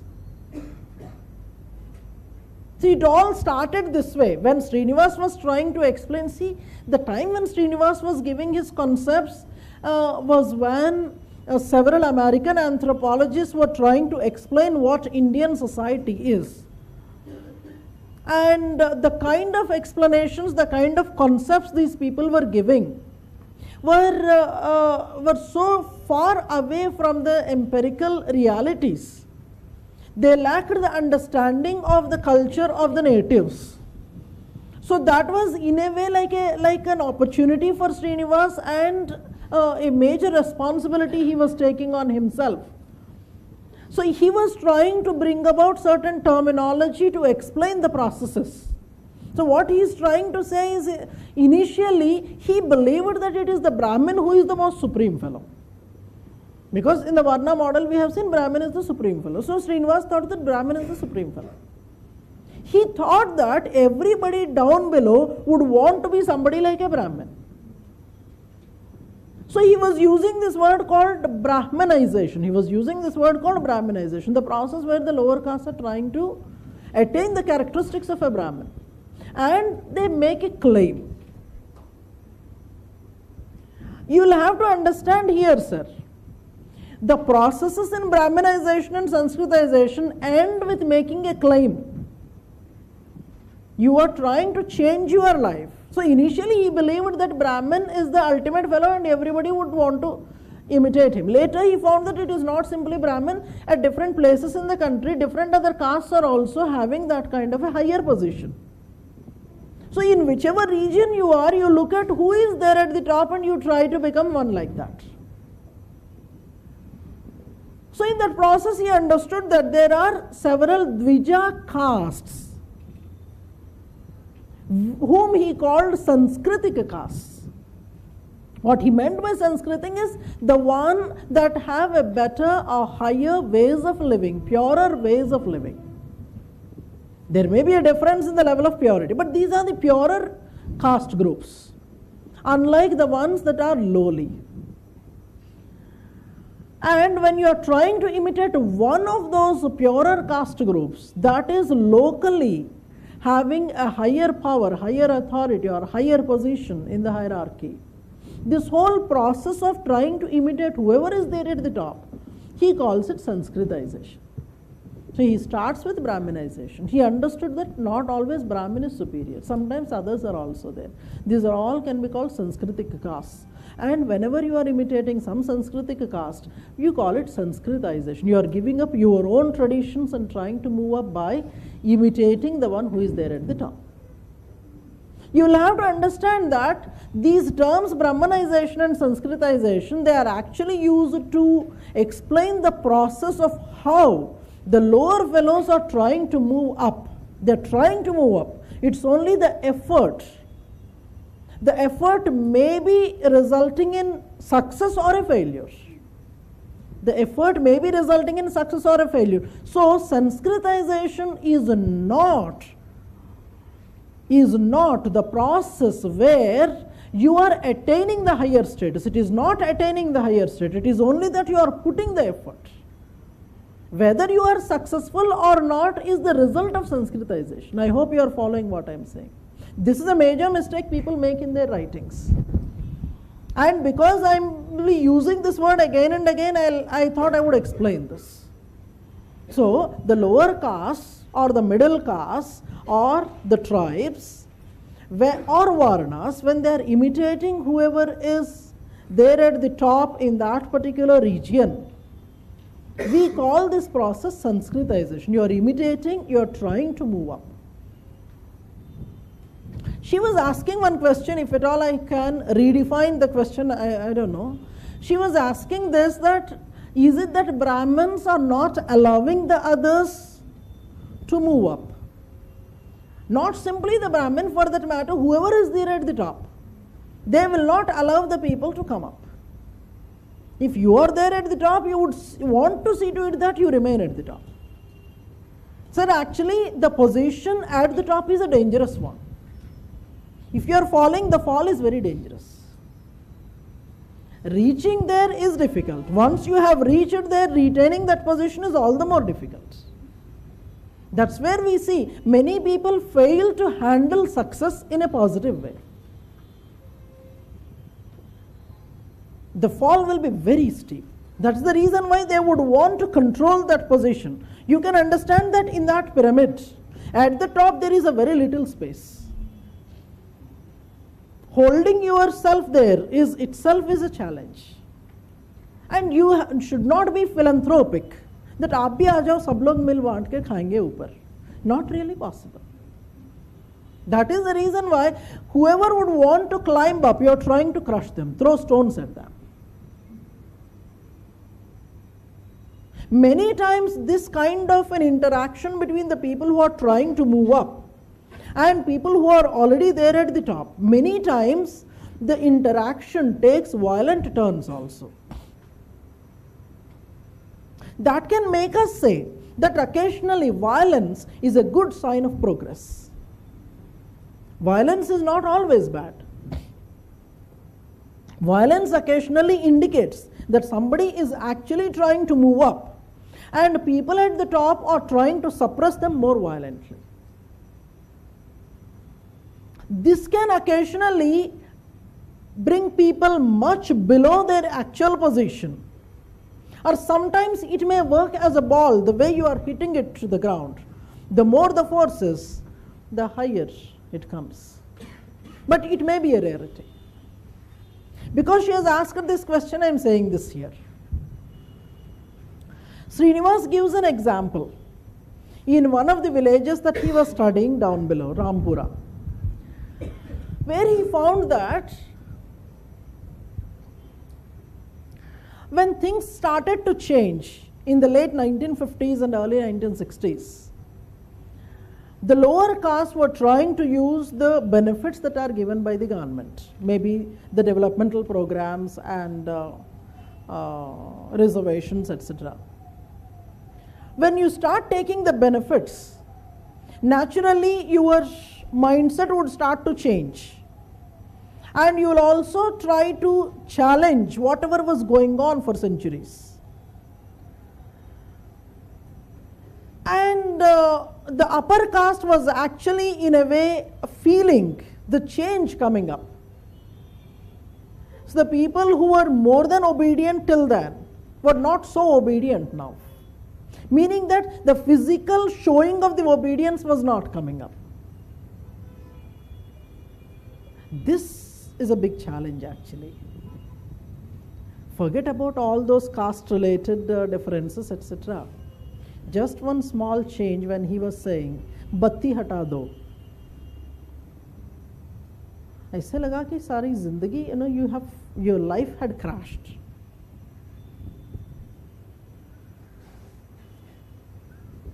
It's only a small light. The people who must have been in bureaucracy for several decades, who lived on the strength of the batti, you take pride in the batti, and that beloved truth. It's a shattering of dreams. Now you don't have that in the priority list. Why is it that you want to be an IAS? The Lal Bati is not there. So that class is gone. This is actually a pompous exhibition of power. When there is no pompous exhibition of power, you suddenly feel powerless. So one of the senior officers the other day was saying that in the 45 minutes of meeting that we had, more than 20 times he talked about batti only. So I could feel the pain in him. Because he has already put up about 35 years of service at a very young age. He had come into service, 35 years of service. He has all left out. No, a lot of service is there. And then he says we are trying to see to it that at least the horn continues to be there. So I was wondering, what is it that one is focusing at? The exhibition of it. So this looks to be a small one. Compare it to the caste-like thing, that how much agony the upper caste fellow must have been undergoing. Now, in one of the villages which Srinivas was talking about, when the lower caste were not showing the similar kind of a respect and care for the upper caste, the upper caste council, every caste has got its own council, upper caste council releases a new document with about 8 conditions that he narrates, in order to see to it that the suppression continues. The rules they were trying to impose on the lower caste, they look to be rather funny,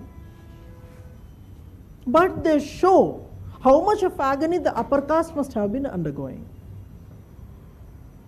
The rules including the low caste fellow shall not wear chappal, all the more so when he passes from in front of the upper caste houses. Because the upper caste had seen days when the lower caste used to crawl on their abdomen when they were crossing the upper caste houses. Forget about wearing the chappal. Now the rule is that don't wear the chappal. And there are many villages even today, when they enter the upper caste area, they won't sit on the cycle and ride over it. They would promptly get down and remove the chappal, put the chappal somewhere, and then they pass over that region. And other conditions he was narrating. One is that the lower caste females are not supposed to wear flowers or golden and other kind of jewelry. So precious metal is not for them. And the males shall not wear clothing above their waist and below the knees. And when these are the kind of conditions you are actually putting on the lower caste, it shows that you are trying to impose certain things, occasionally violently also. So I think I have answered. Nobody would really be happy if somebody is climbing up. It's not like a democratic election where chalo aajao, I am giving the seat to you. It is never that way. Come down.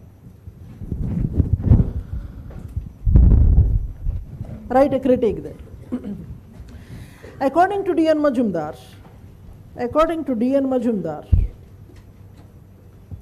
occupational origins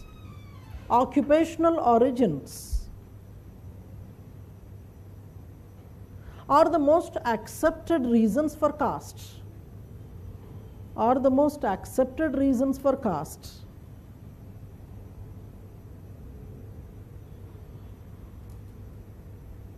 But any social anthropologist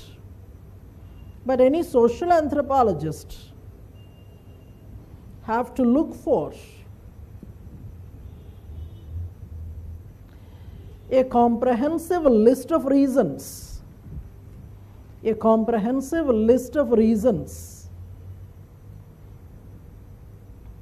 as he believed that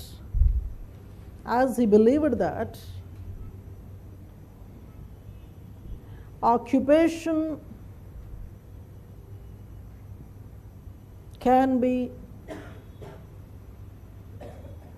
one of the reasons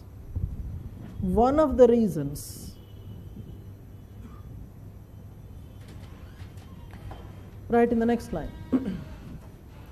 Senart, from his study of Russian society,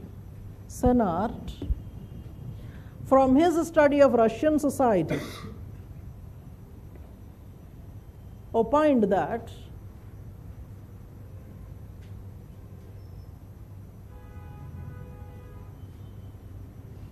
in India, occupational specialization preceded the emergence of caste.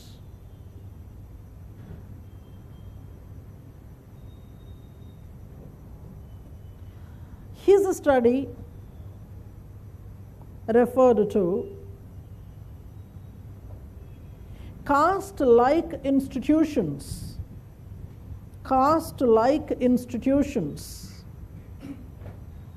later picking up occupational specialization.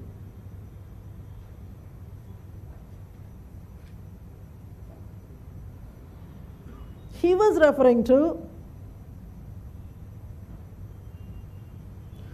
northeastern Russian society,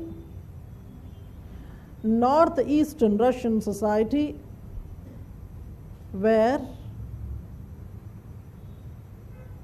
some form of notion of purity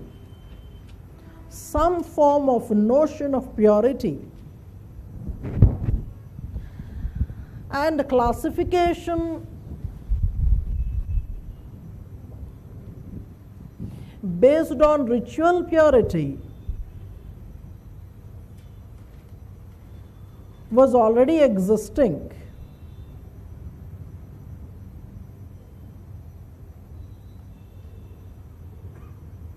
He called such groups as caste-like institutions,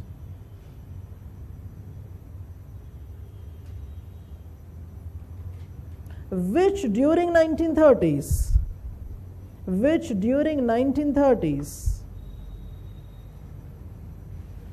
adopted occupational specialization.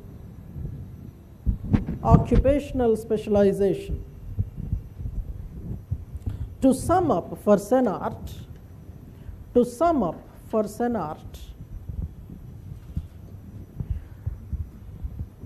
throughout the culture groups, across the culture groups,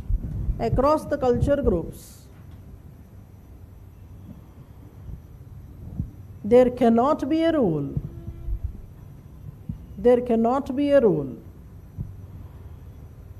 that occupation first and caste later.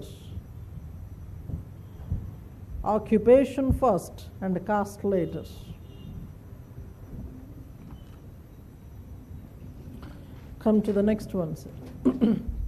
Theory of Kelkar. That is the name of the book, Origin of Caste. Theory of Kelkar, Origin of Caste.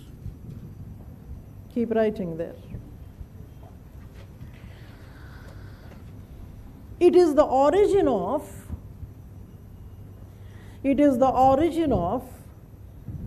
features of social institutions. It is the origin of features of social institutions that have to be studied and not the origin of institutions.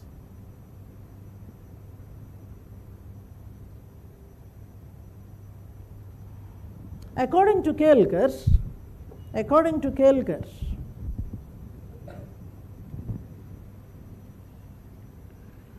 a better way of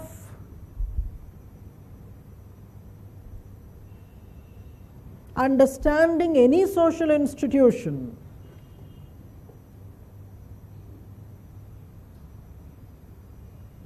is by generating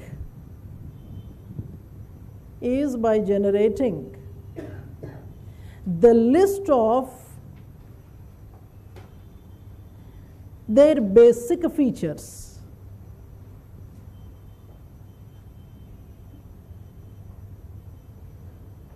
It seems to be similar to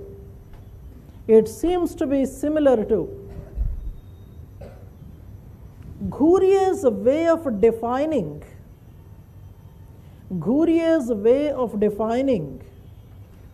social institutions.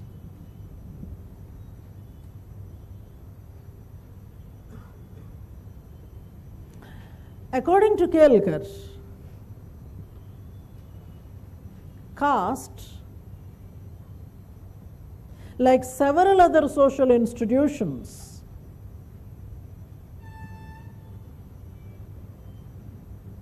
had been difficult to define in comprehensive terms. Hence, he identified certain features of caste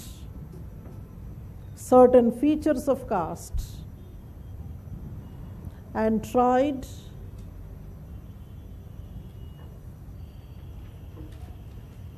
to identify origins of them so that all those interpretations of origin can be brought together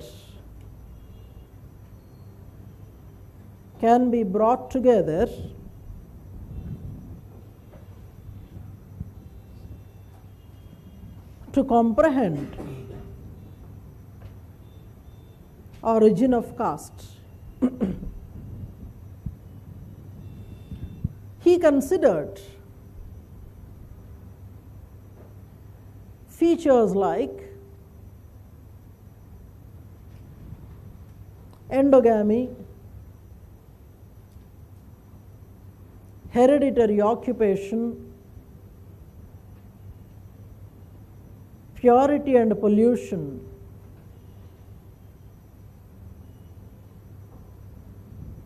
to study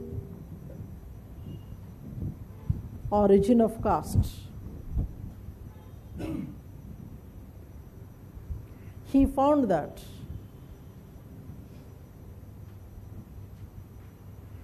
each of these characters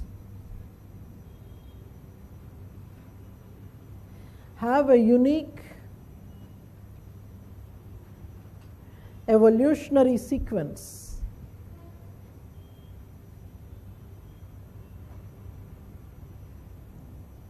Apart from drawing evolutionary sequences,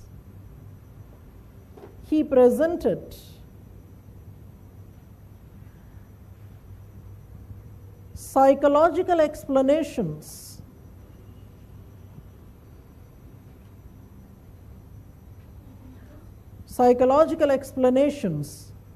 for any culture group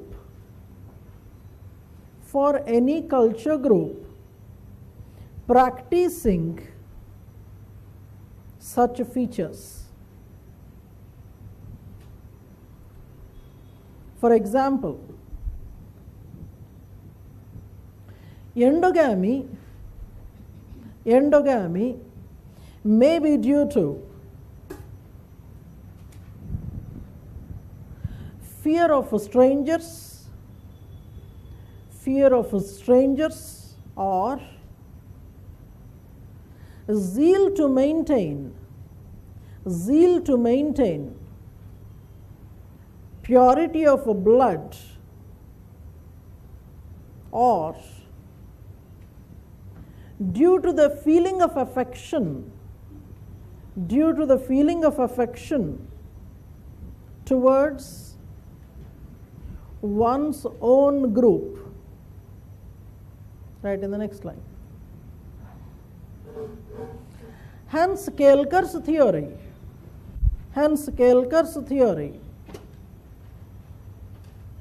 has evolutionary and psychological explanations of origin of features of caste.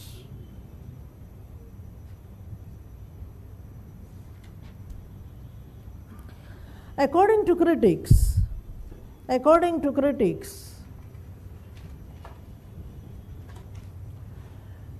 it is not always possible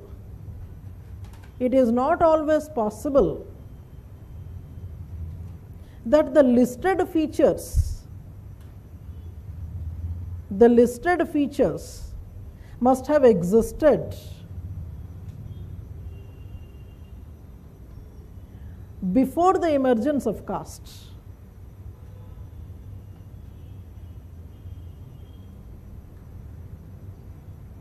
Some of them must have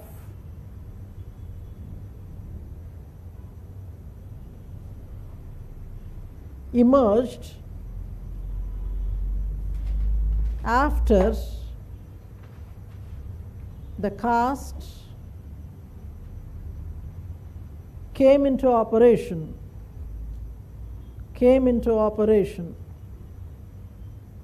Nevertheless, Kelkar's theory gave an opportunity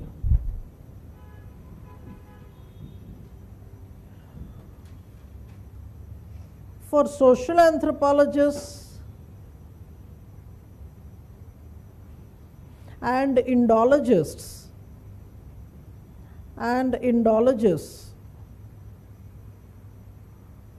in having a wider choice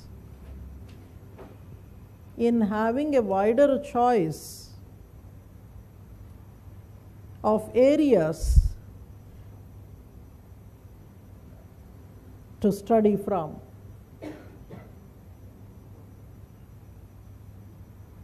Indologists are the people who consider India as a central theme. So India is only one, but within India you have an opportunity of studying several others. Come to the next one. Senart's theory, that is the book in which he writes his ideas, Caste in India.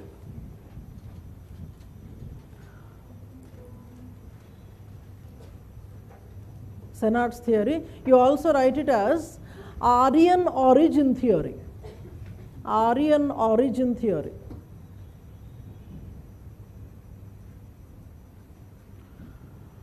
According to him, the regions inhabited by Aryans were influenced by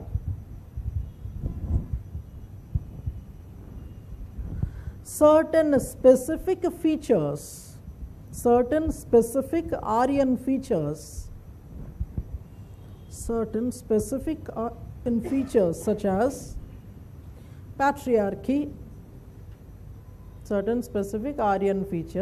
as patriarchy, joint family, caste and caste councils, caste and caste councils, practice of excommunication, practice of excommunication, and patrilineal.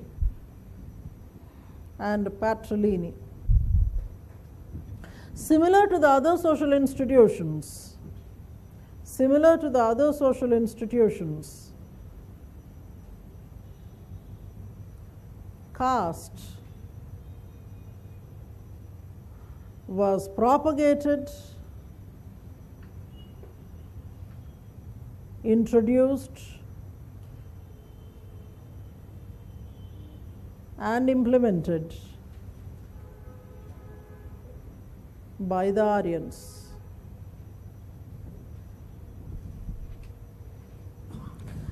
For Narmadeshwar Prasad,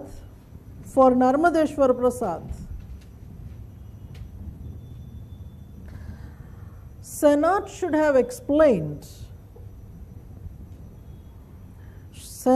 have explained the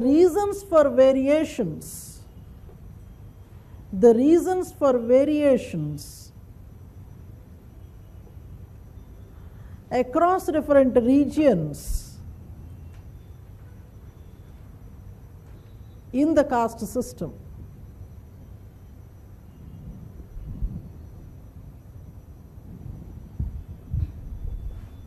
According to him,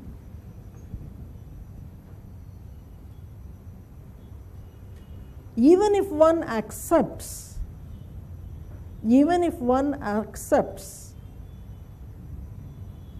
that the political and cultural supremacy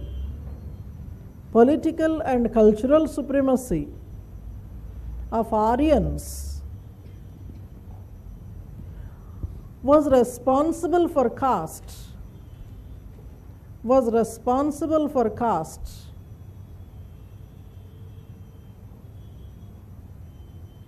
the caste attaining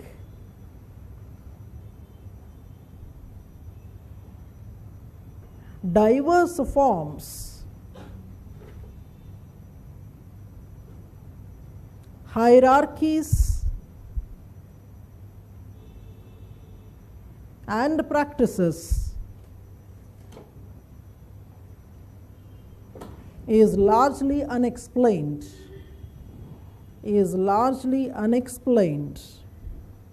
by Senate.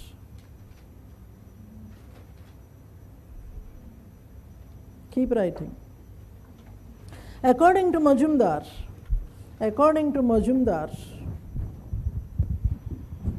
Aryan rule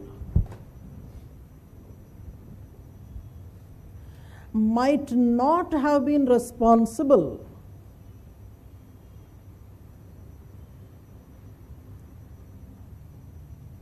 for bringing the caste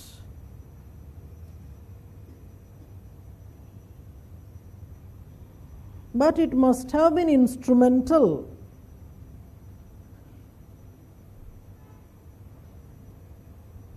in introducing certain economic and ritual aspects.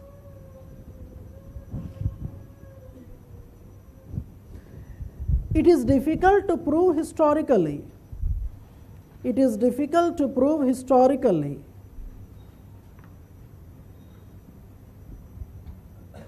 That Aryans alone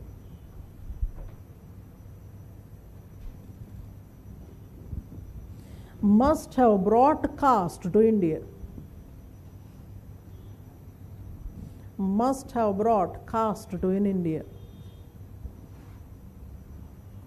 Right, the next one. Theory of mana.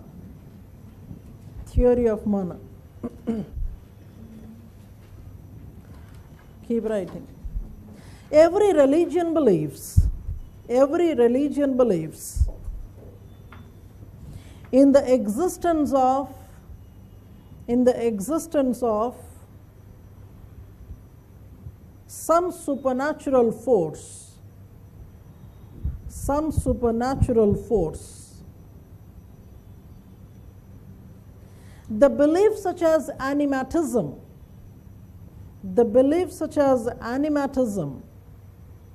or monism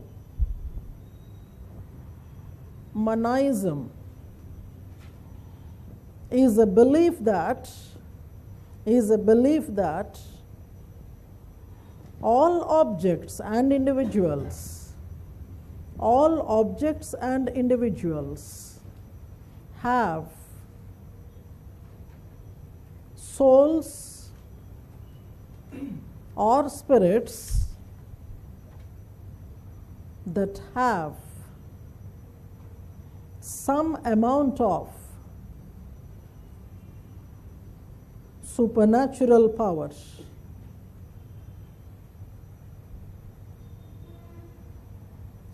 Thinkers such as Hutton, Rice, R-I-C, Rice, and Smart, S-M-A-R-T, tried to link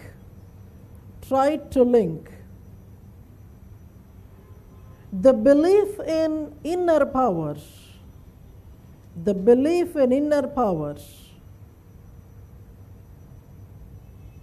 to sacredness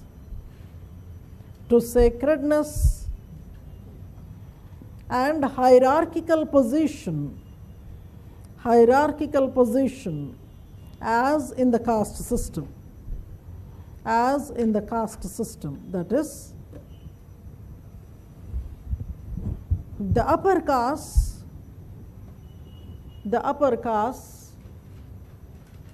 have a higher position due to higher mana.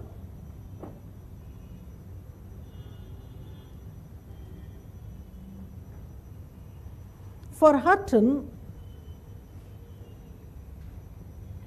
mana can be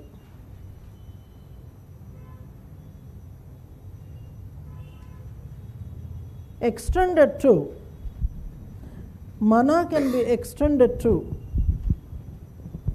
the political, geographical, and economic supremacy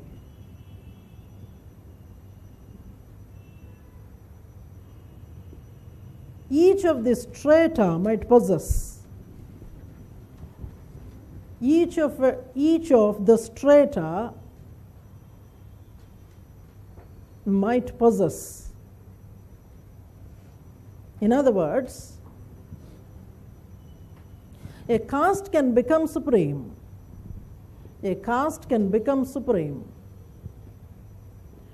Due to its superiority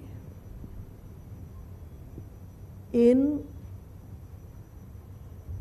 different aspects.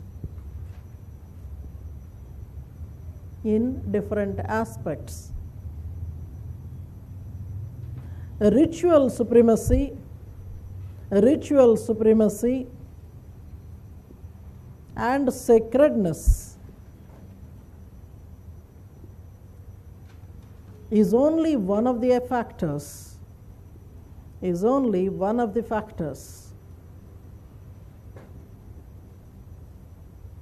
Such an explanation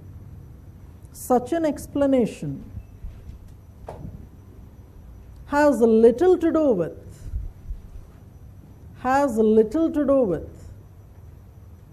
origin of a caste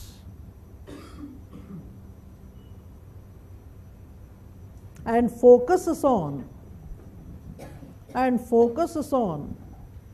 how caste can become superior. Right, in the next line. The writings of Hutton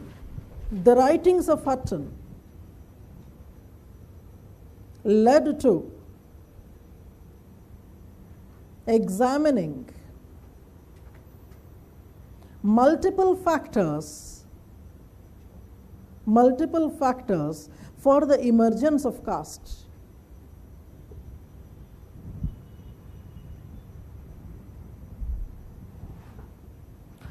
In the journal Man in India, S.C. Roy proposed multiple factor theory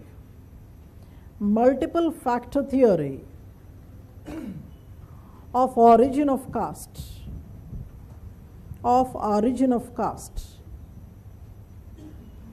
According to him,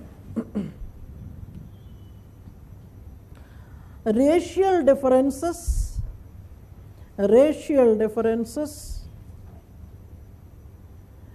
monopoly of Brahmins,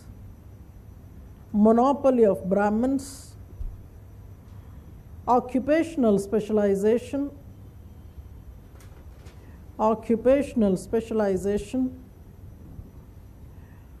concept of purity and pollution,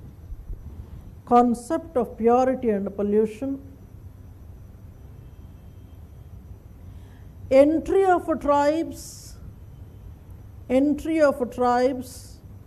into mainstream religion,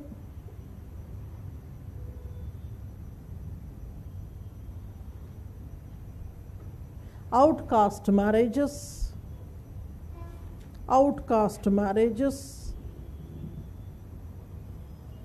across history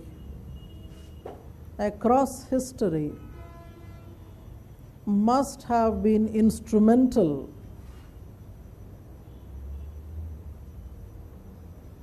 in the emergence of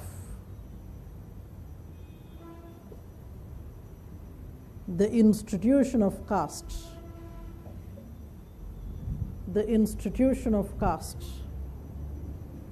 In the process,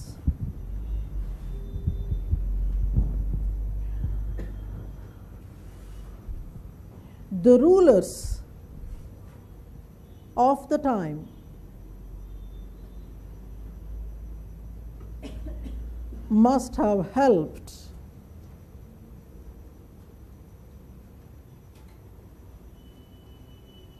in building a cohesive caste system.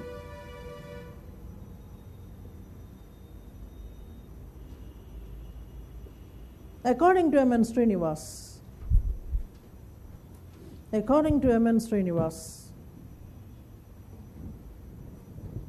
any social anthropologist has to examine, number one, need for finding origins of any social institution,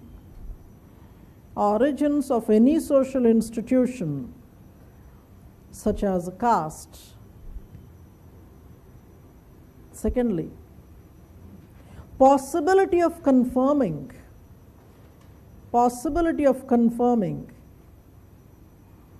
the origins historically. Right, in the next line. As it has been difficult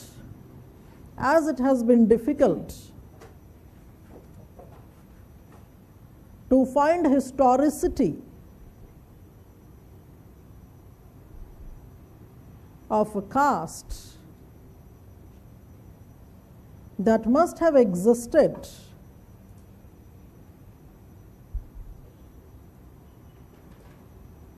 in the pre-literate stages,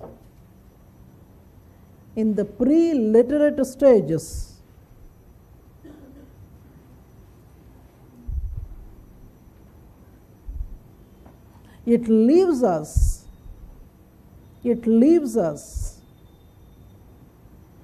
with the question of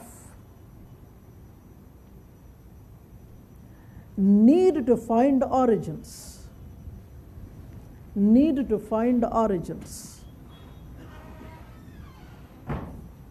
According to him, A structural and functional examination. A structural and functional examination of caste is more relevant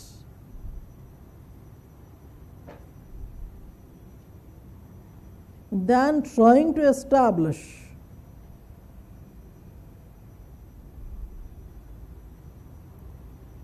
reasons of the system.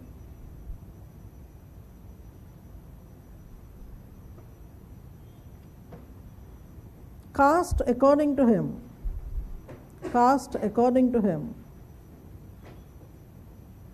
is the empirical reality of India. Is the empirical reality of India. And a social anthropologist has to devise mechanisms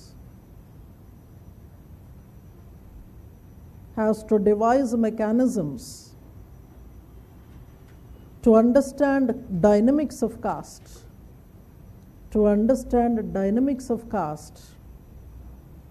and how caste has been instrumental